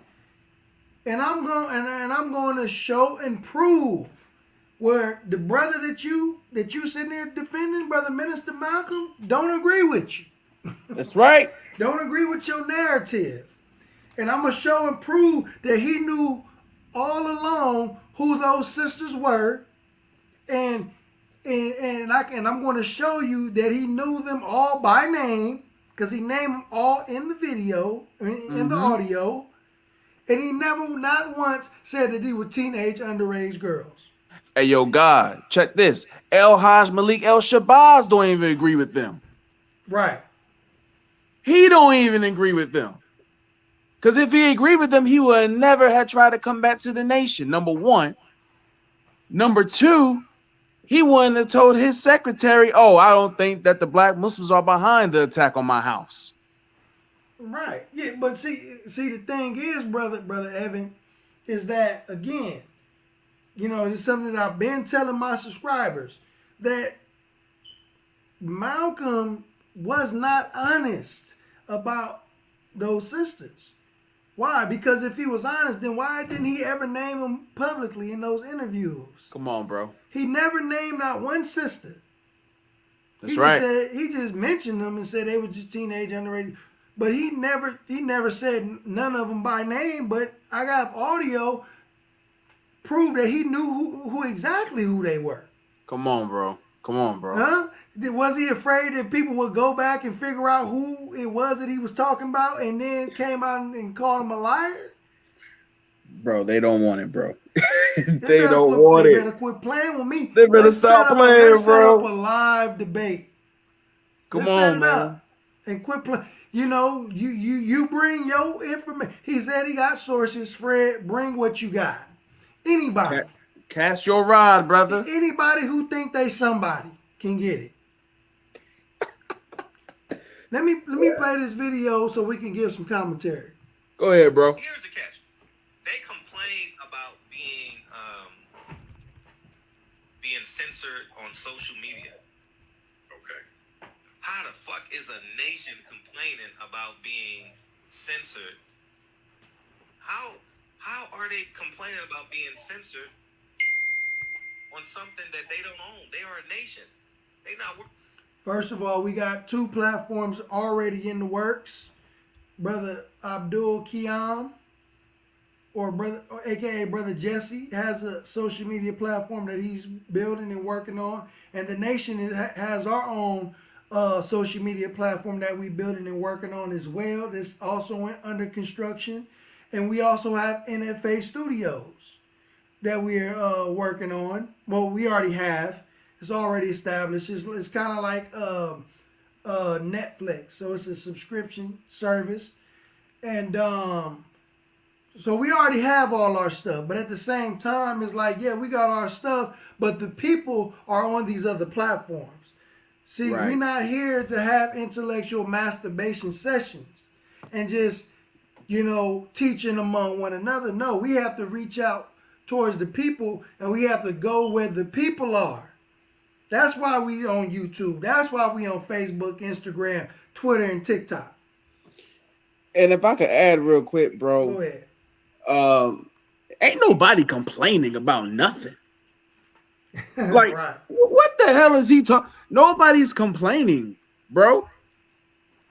But what we're doing is we're showing the people how effective we are because of how the enemy treats us. That's what that is. Right. Because the number one thing you do in war is you take out what? The propaganda source. You attack communications. So when they snatch down our platforms and they, flag us and they do all that, yeah, they're doing what warfare is all about. Technically, they're snatching us down. So because we have a message that's critical for the people to hear, and they know that. Right. So ain't nobody complaining about nobody taking us down. We're just showing the people, oh, look, you see, they snatched down Brother Ben. Oh, look, you see, they snatched down Brother Reza. Oh, look, you see, they snatched down the Messiah. Why? Because they're speaking the truth. Y'all are still up there because y'all not speaking the truth. Exactly. That's what they do. Anytime you attacking the nation, they gonna make sure they keep you on their platform. They gonna make sure that you stay monetized. And the only reason why they snatched down young Pharaoh because he was trying to speak at a Republican convention, and somebody found a clip of him talking about the Jews. Exactly. And that's the only reason why they snatched him down. But he had been on the platform slandering the nation for the longest. Yeah. While we were getting censored. My channel is not even eligible for monetization. I don't even think mine is neither, on bro. this channel. Well, I mean, yours is. You gotta hit 1,000 subscribers. But I'm saying, like, I been did that a long time ago. I'm not even eligible because I was going so hard. Ain't nobody complaining about. But ain't nobody tripping though. You feel what I'm saying? We still do this, and we ain't. We here for a reason. We got a mission, and that's to deliver the 17 million more dead to the Lamb of God, the Honorable Elijah Muhammad. But let me get back on this. Worried about being censored. Worried about Farrakhan being censored. Because you know why? You're supposed to be a nation. Everything's supposed to be all inclusive. You know what I mean? To answer your question, Rap Box, I'm talking about previous to 1930. They said he disappeared between 1933 and 1934. He taught Elijah Muhammad for 3.5 years, or something like that.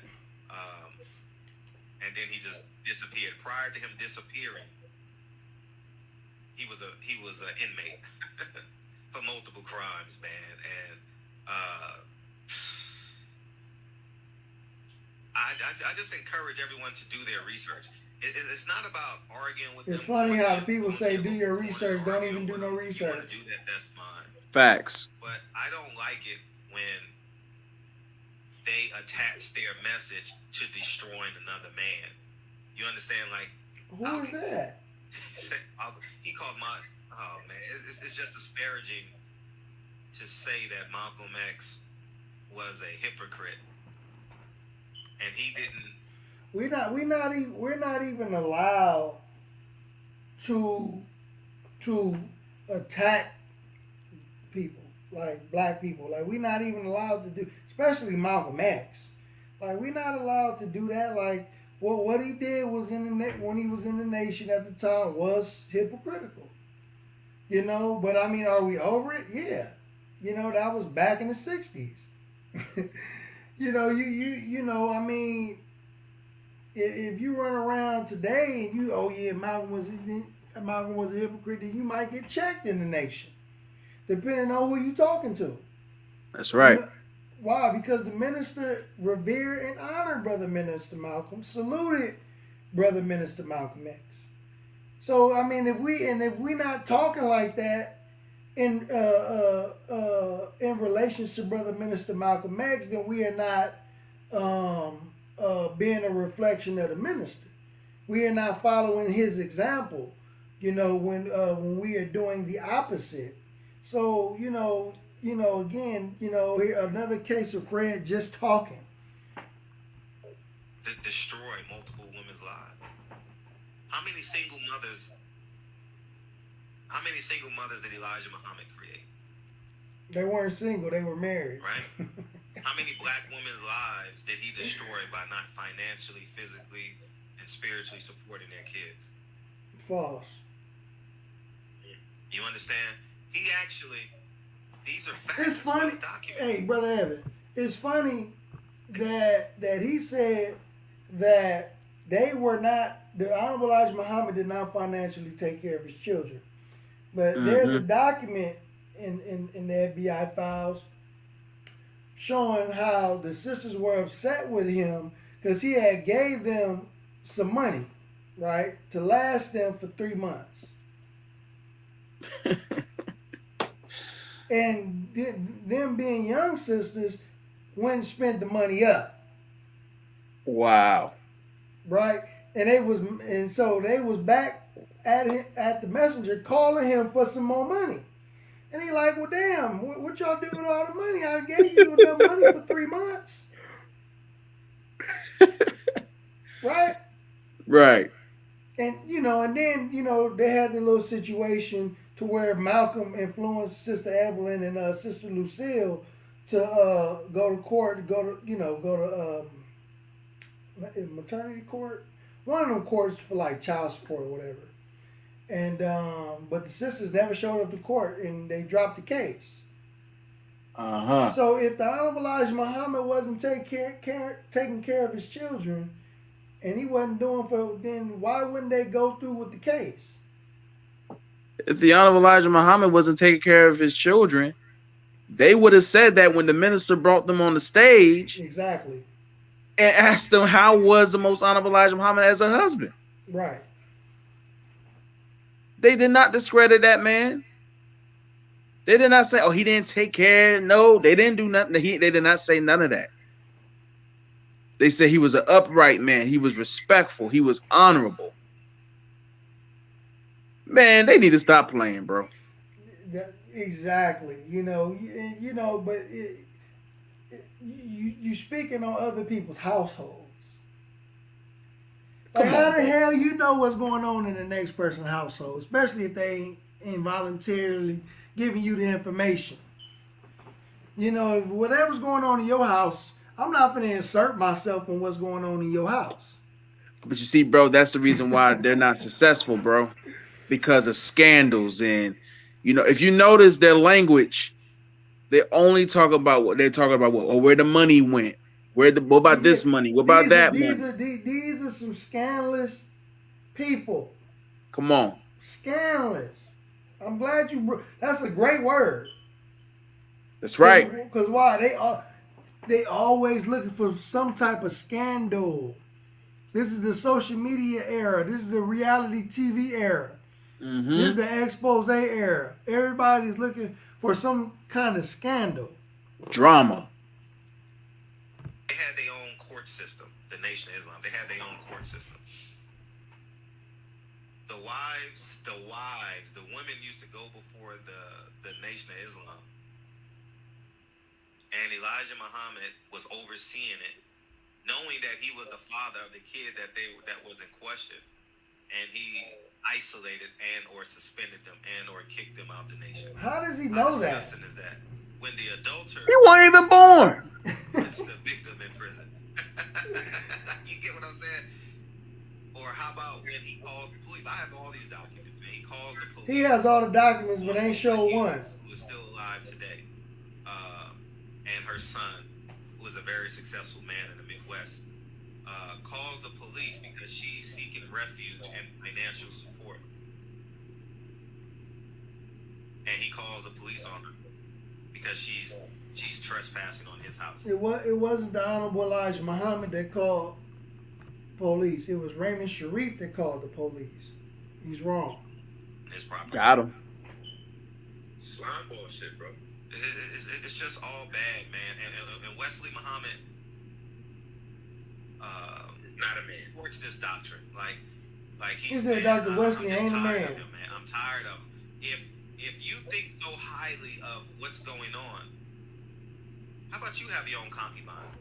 He said Dr. Wesley ain't a man, but were you a man when Sinetta TV was telling you to come on his platform because you gave him some products that almost killed him, and you wouldn't face Sinetta Get him. to answer his questions when he said, how many people have you healed? Bring one person on your platform that you've healed. Get him. And you didn't do that, but Dr. Wesley ain't a man. Bro, I want us to pay attention to the tone that these brothers are using when it comes to our brother, Dr. Wesley. Mm-hmm. In particular, Inky. And just listen to the vitriol that is in the brother's tone. He legitimately don't like Dr. Wesley. This ain't got nothing to do with the teachings or Malcolm. He legitimately just don't like Dr. Wesley. This is a personal problem, and this is what the minister prevents us from doing. He doesn't have us go throw out personal attacks towards individuals who disagree with us. But this is personal for the brother. I can hear it in his tone. Yeah, personal. He keeps saying, I'm tired of this dude. I'm tired. Well, damn, call him. And he really mad because Dr. Wesley wouldn't debate him. Dr. Wesley wouldn't even give him the time of day. and he's salty behind that. He gonna explain it. Why? But you can't in America. That's why. Because you can't. Listen, let me tell you. Wesley Muhammad, right? Paul Guthrie. Yeah. Stalking Wesley Muhammad to have a conversation about his religious scholarship. False. I literally stalked. False. Again, Dr. Wesley supposedly had a debate with Paul Guthrie. Paul Guthrie was a no call, no show. He didn't show up for the debate. And if I'm not mistaken, Lord Jamar was setting the debate up. That's right. Lord Jamar was setting the debate up, and Paul Guthrie was a no call, no show. Dr. Wesley was ready. And not only that, Dr. Wesley did a 3-4 part series responding to Paul Guthrie. Come on, bro. I got it it's on my YouTube channel. But see, Paul ain't the only one with the history of running from Dr. Wesley. Come on. Pastor Geno Jennings. Yup. Backed out of the debate. Mm-hmm. Sarah Seti. Yup. Backed out of the debate. Didn't want to debate Dr. Wesley. So Natural Tahuti was an innocent bystander. He was a casualty of war. He walked on them train tracks and got smacked by that train. Right. This is facts. Pastor Ray Hagan walked off the stage in the middle of a debate. Walked off. I'm gonna repeat that. Pastor Ray Hagan walked off the stage in the middle of a debate. Brother. He heard Dr. Wesley's presentation and was like, "Oh yeah, I'm done. I have nothing to say."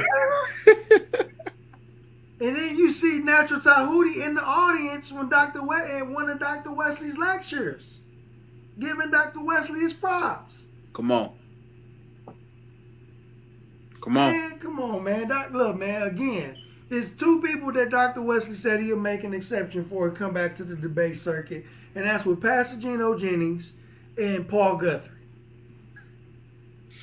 All you other little dusty dudes, he ain't got time for y'all. Go ahead. There's another dusty one for you, Dusties. And bro, man, look, even with Fred, you can tell by brother's demeanor when Brother Wesley was talking to him.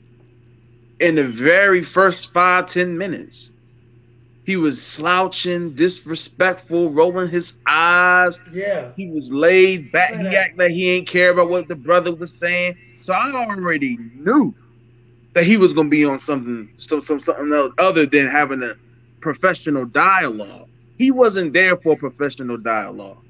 These hypocrites he brought on his show bit him in the ear, and he began taking that information in as if it was actual facts. So by the time Brother Wesley got on his show, he already had his mind made up. Right. But he was already disrespectful before Brother Wesley even said peace to the family. Oh yeah, this dude said, all right, you can go, Dad. He called Dr. Wesley Dad. Come on, bro. And then so Dr. Wesley called him a weasel. Well, didn't call him a weasel, but he said you acting like a weasel, and which was true. But you gonna call the brother Dad and then say that you didn't disrespect the brother? You clearly just disrespected the brother. Numerous times. You rolling your eyes and you smacking your lips and you flopping all over the chair and brother. And then y'all got nerve to say Dr. Wesley ain't a man. Really? And brother Malcolm, my thing is, and I've been around the nation, bro, since 2010. The amount of disrespect that comes from brothers like these towards the Honorable Minister Louis Farrakhan, you can't even measure it. And they got the nerve to want to play victim all of a sudden. Right. They disrespect the minister anytime, any chance that they get. There are certain pages just dedicated to slandering Farrakhan. Facts. There are channels out there right now that's just dedicated to slandering Farrakhan. Facts. So the nerve of these intellectual cowards to sit up here and play victim all of a sudden, when the Messiah has been slandered, not just by these brothers, but it's been going on really since the 80s. Right. Go ahead, God. Yeah, I'm going to continue the video. Wesley Muhammad for 12 months to have a conversation about milk. More than 12 months. To have a conversation about this milk shit and how he disrespected Dr. Sabi. Let me tell you what this nigga does. This is going to sum up what type of actual man Wesley Muhammad is. And I think that people need to hear this because people get this confused. People get the quality of an actual individual man confused with his ideology. So, because he's attached to a Nation of Islam ideology, you guys are putting something on this coward that's not there. Dr. Sabi's son, Victor Bowman, my guy, right? That's my guy. Shout out to Victor. You know what I'm saying? Victor is kind of like, he's really like, he didn't know a lot of this shit was going on. He didn't really understand the politics and the fuckery. So he trying to just be, he's just trying to get the herbs out there, show love to everybody. He don't know what's going on. The Nation of Islam has a sister reach out to him like, hey, we want to help, promote your message and blah, blah, blah. And so in his mind, he like, oh shit, the Nation of Islam is coming around. Like, they want to help my info get out there. So they set up a meeting for him to sit down with Wesley so that they could promote his herbs and healing. And then he was interested in sitting down because, of course, his father was a member. You know, he was down with Nation of Islam back in the day. So, you know, as a young man, your father's gone, my father's gone. You know what I'm saying? I'm a lot older than Victor, and I'm still looking to talk to my dad's friends and things like that to find out more things about my dad. That's me. Right. So you know what I'm saying? So Victor's like, okay, well, shit, I can find out some info maybe about my dad I didn't know, or find out what it was that he liked about it. You know, he just want to get, and then spread his message. But he not good with English language like that. You know what I'm saying? His mind is like Victor's a sharp. You know what I'm saying? But he not really with the English like that. He's, so Wesley has him come there. Like, this is some real slime bullshit. They set this kid up to come on camera like he was getting ready to promote herbs and all this. Wow. So, before the shit starts, he said they bring him the top 5 things that Sabi says in his lectures. Hold on. Well, I need Brother Monica to get on here for this, because watch this. I'm going to prove that he a liar. Get him. Get him. I'm going to prove that he a liar. Watch this.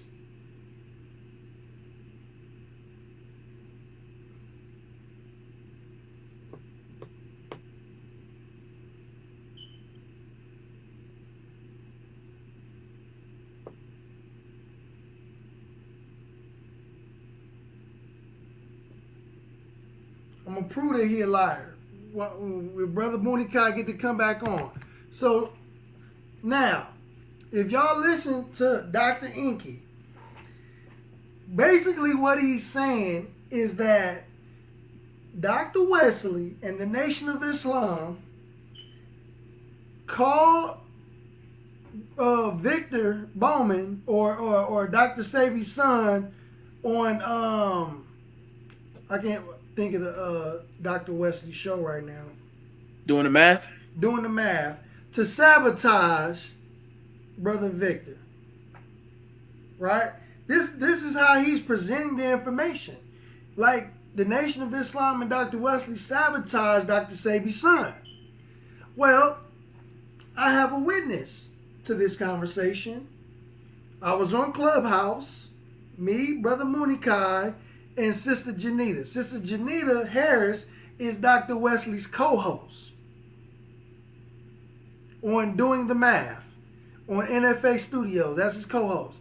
She had opened up a room because she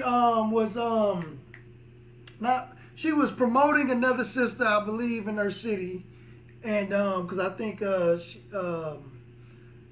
I guess they were like raising money or something. The sister, she had like I can't think of the organization, but again, the sister was promoting another sister for some type of event or something. So me and Brother Munikai just so happened to go into the room with the sister, right? And she wanted us to vote for the sister because, again, they're having some type of event. And Brother Munikai will bear witness. And because we had the same conversation about Victor and Dr. Sabi.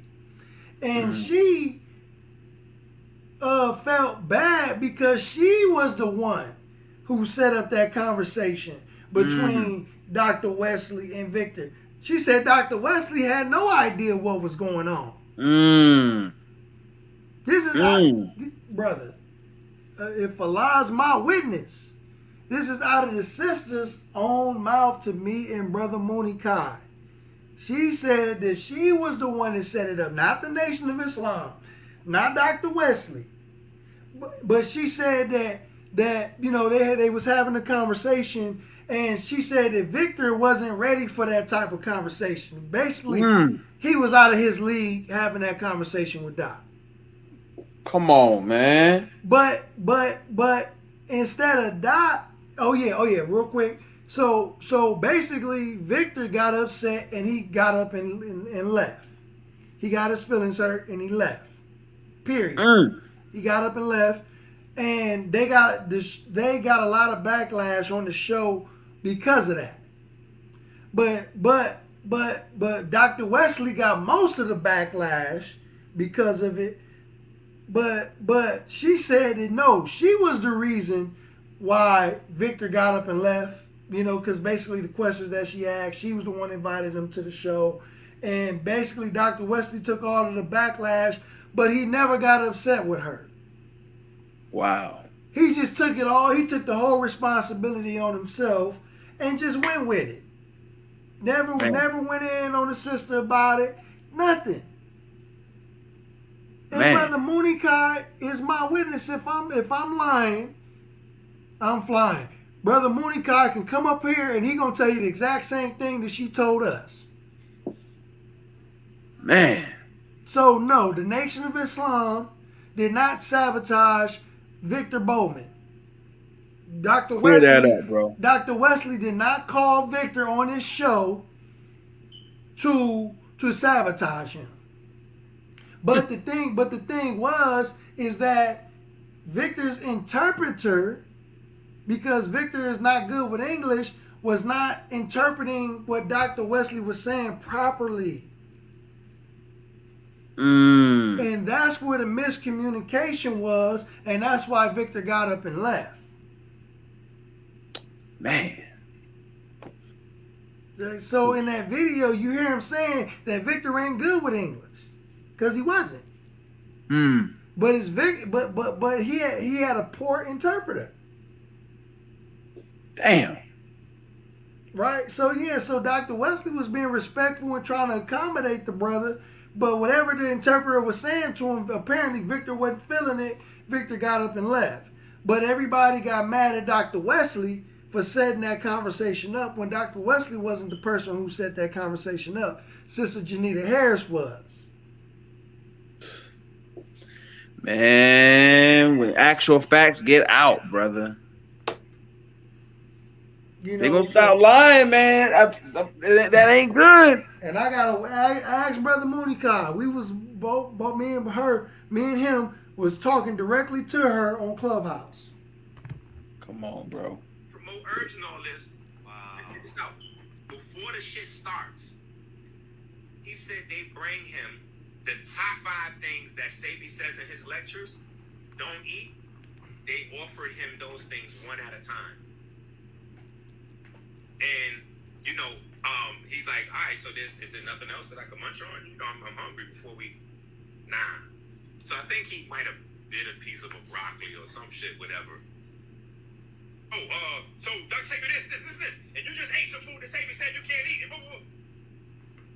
He don't even know this. He eating the food. Once that camera goes, once that light come on, Wesley is there trying to fire his most heaviest shots at Dr. Sabi's son.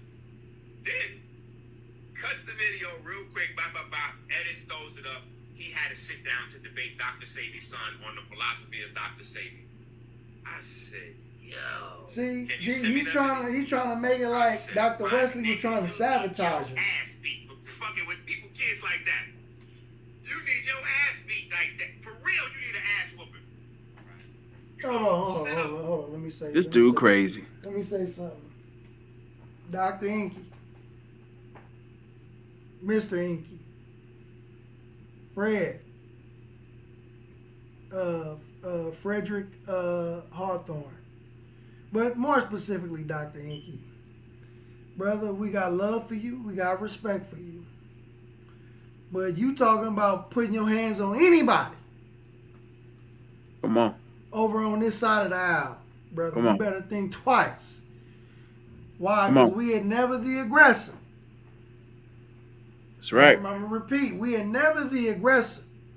But we fight like hell with those who fight with us. Come on. So don't get to talking about who need what and what people going to do to who. Mm-hmm. When it comes to that, don't even go there. Don't even go there, bro. Do not even go there. Don't go there. Because we don't. And that's why I never responded to Charleston. Because I don't play that. When you talking about what you gonna do, at some point I'm done talking. Yes, sir. I want to see what you really about. Yes, sir. You know, so you talking about people need this and need that. Don't even go there, because when it comes to that, y'all gonna be saying in the comment section, oh, the nation only beat up on black people. The nation only attack black people. But y'all sitting there talking about violence and what y'all gonna do to the nation. Come on, bro. So don't sit up here and throw stones and then cry wolf. You know, when we press you, then all of a sudden we only attack black people. But you talking about doing violence to our brother. Come on, bro. He ain't a man, and he's a slime ball brother. You doing too much. Too much. Cause we ain't afraid of a damn thing. The only thing that we afraid of is a lie. That's right. We ain't afraid of no smoke. Man. And that's the reason why, bro. It ain't even smoke, it's vapor. It's a mist. We ain't worried about nothing y'all talking about. Go ahead, brother. Brother says vapor. That's right, bro. Hey, look. I'm about to get off this thing, bro. But I just want to say real quick, man. And that's the reason why we try to have dialogues and encourage people who disagree with us to get on the phone, get on the line. Let's talk. We can do it live. If you want to dialogue, you want to debate, don't matter. But when you go off to that other part, that's the part we try to stay away from. But like what brother said, you know, then y'all want to come over here and say, oh, well, the nation only fight black people. We only attack black. Nah, we fight with those who fight with us. It's just that simple. But I just want to say real quick, bro, before I hop off, you know, to the believers, our brother Malcolm Flex, he's doing his thing. He's been doing his thing. Same for brother Ben, brother Reza, but all of us have a voice that needs to be heard. And this job, this duty, sacred duty that we have defending the Messiah and the foundation, it's not all on one individual. Brother Wesley can't do it all. Brother Dimitri can't do it all. Like, we have to get more involved. And when our foundation is attacked, we have to show up, even if it means staying up late. Yeah, it's late over here on the East Coast, but at the end of the day, you know, we fight with those who fight with us, and we love our Messiah, we love our Christ, we love our God. So, you know, believers, get in these streets, man. Get in these YouTube streets and build your platforms up. If you need help, contact the brother. Hit me up. Lions of the Messiah. Hit me up. You know what I'm saying? And we need more reinforcements out here, because Satan is not going to let up at all. Right. And there's only a few of us out here who are actually doing this, but we have to really begin to show up in droves and run these wicked bastards back to where they came from. Right. So I appreciate you, God. I salute you, bro. Y'all subscribe to our brother Malcolm Flex TV, and I'm out. Man, subscribe to Brother Lions of the Messiah, man. That brother got his channel, that thing up and popping.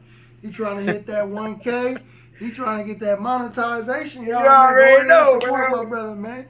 You know, he be putting long hours in editing them videos and stuff, man. So the video editing is not easy, man. I got some videos and some content that's coming up.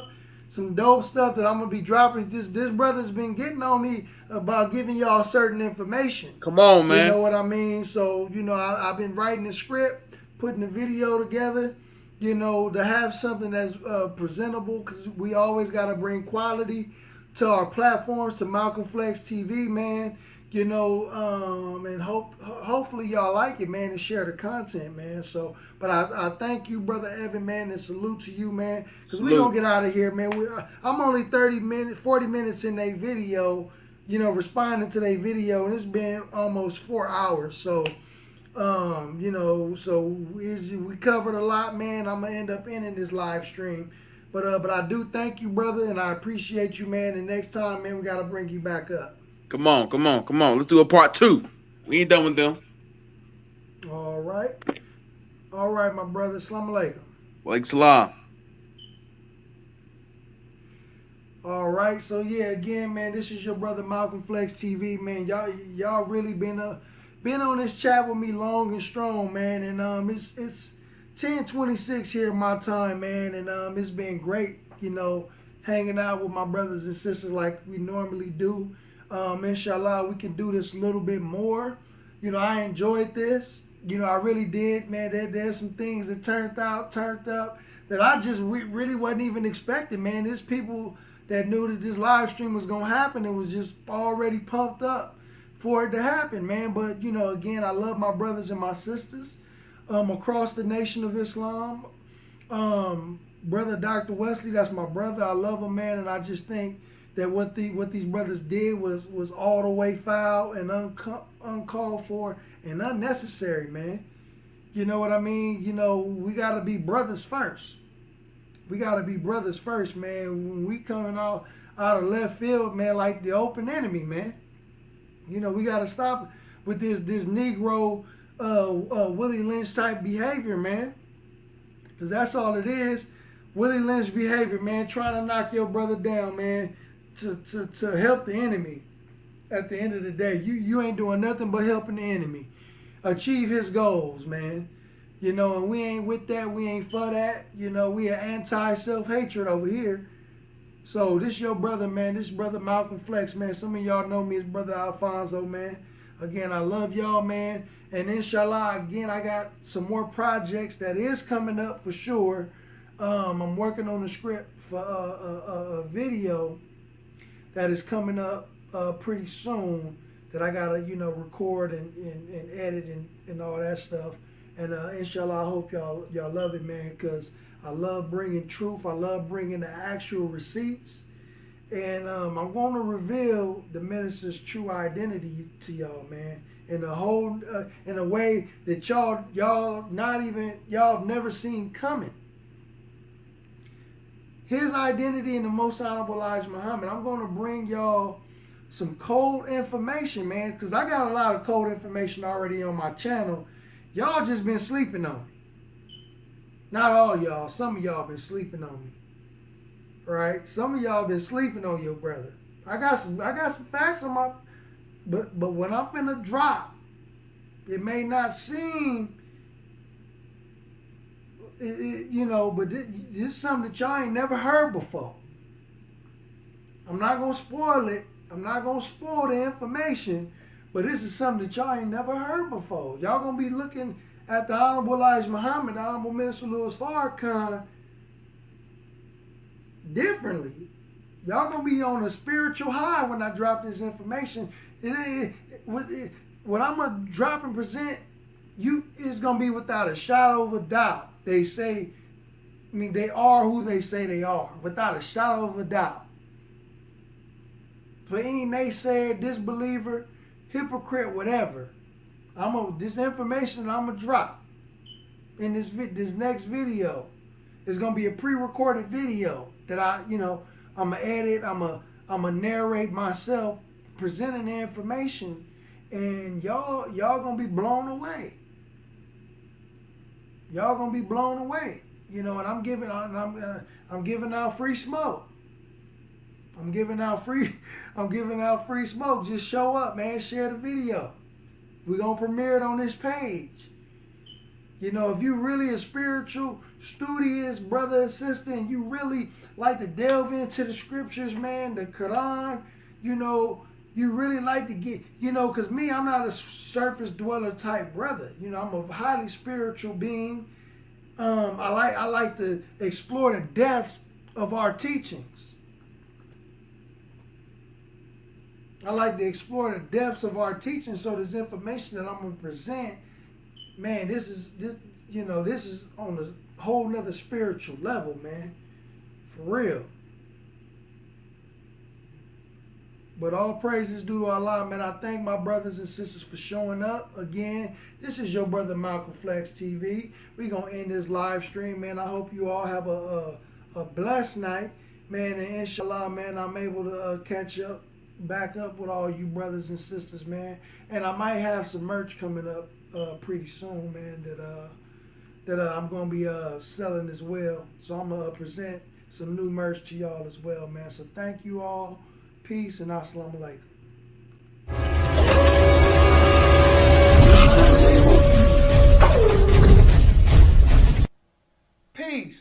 Assalamu alaikum, family. This is your brother Malcolm Flex TV from Changing the Black Narrative.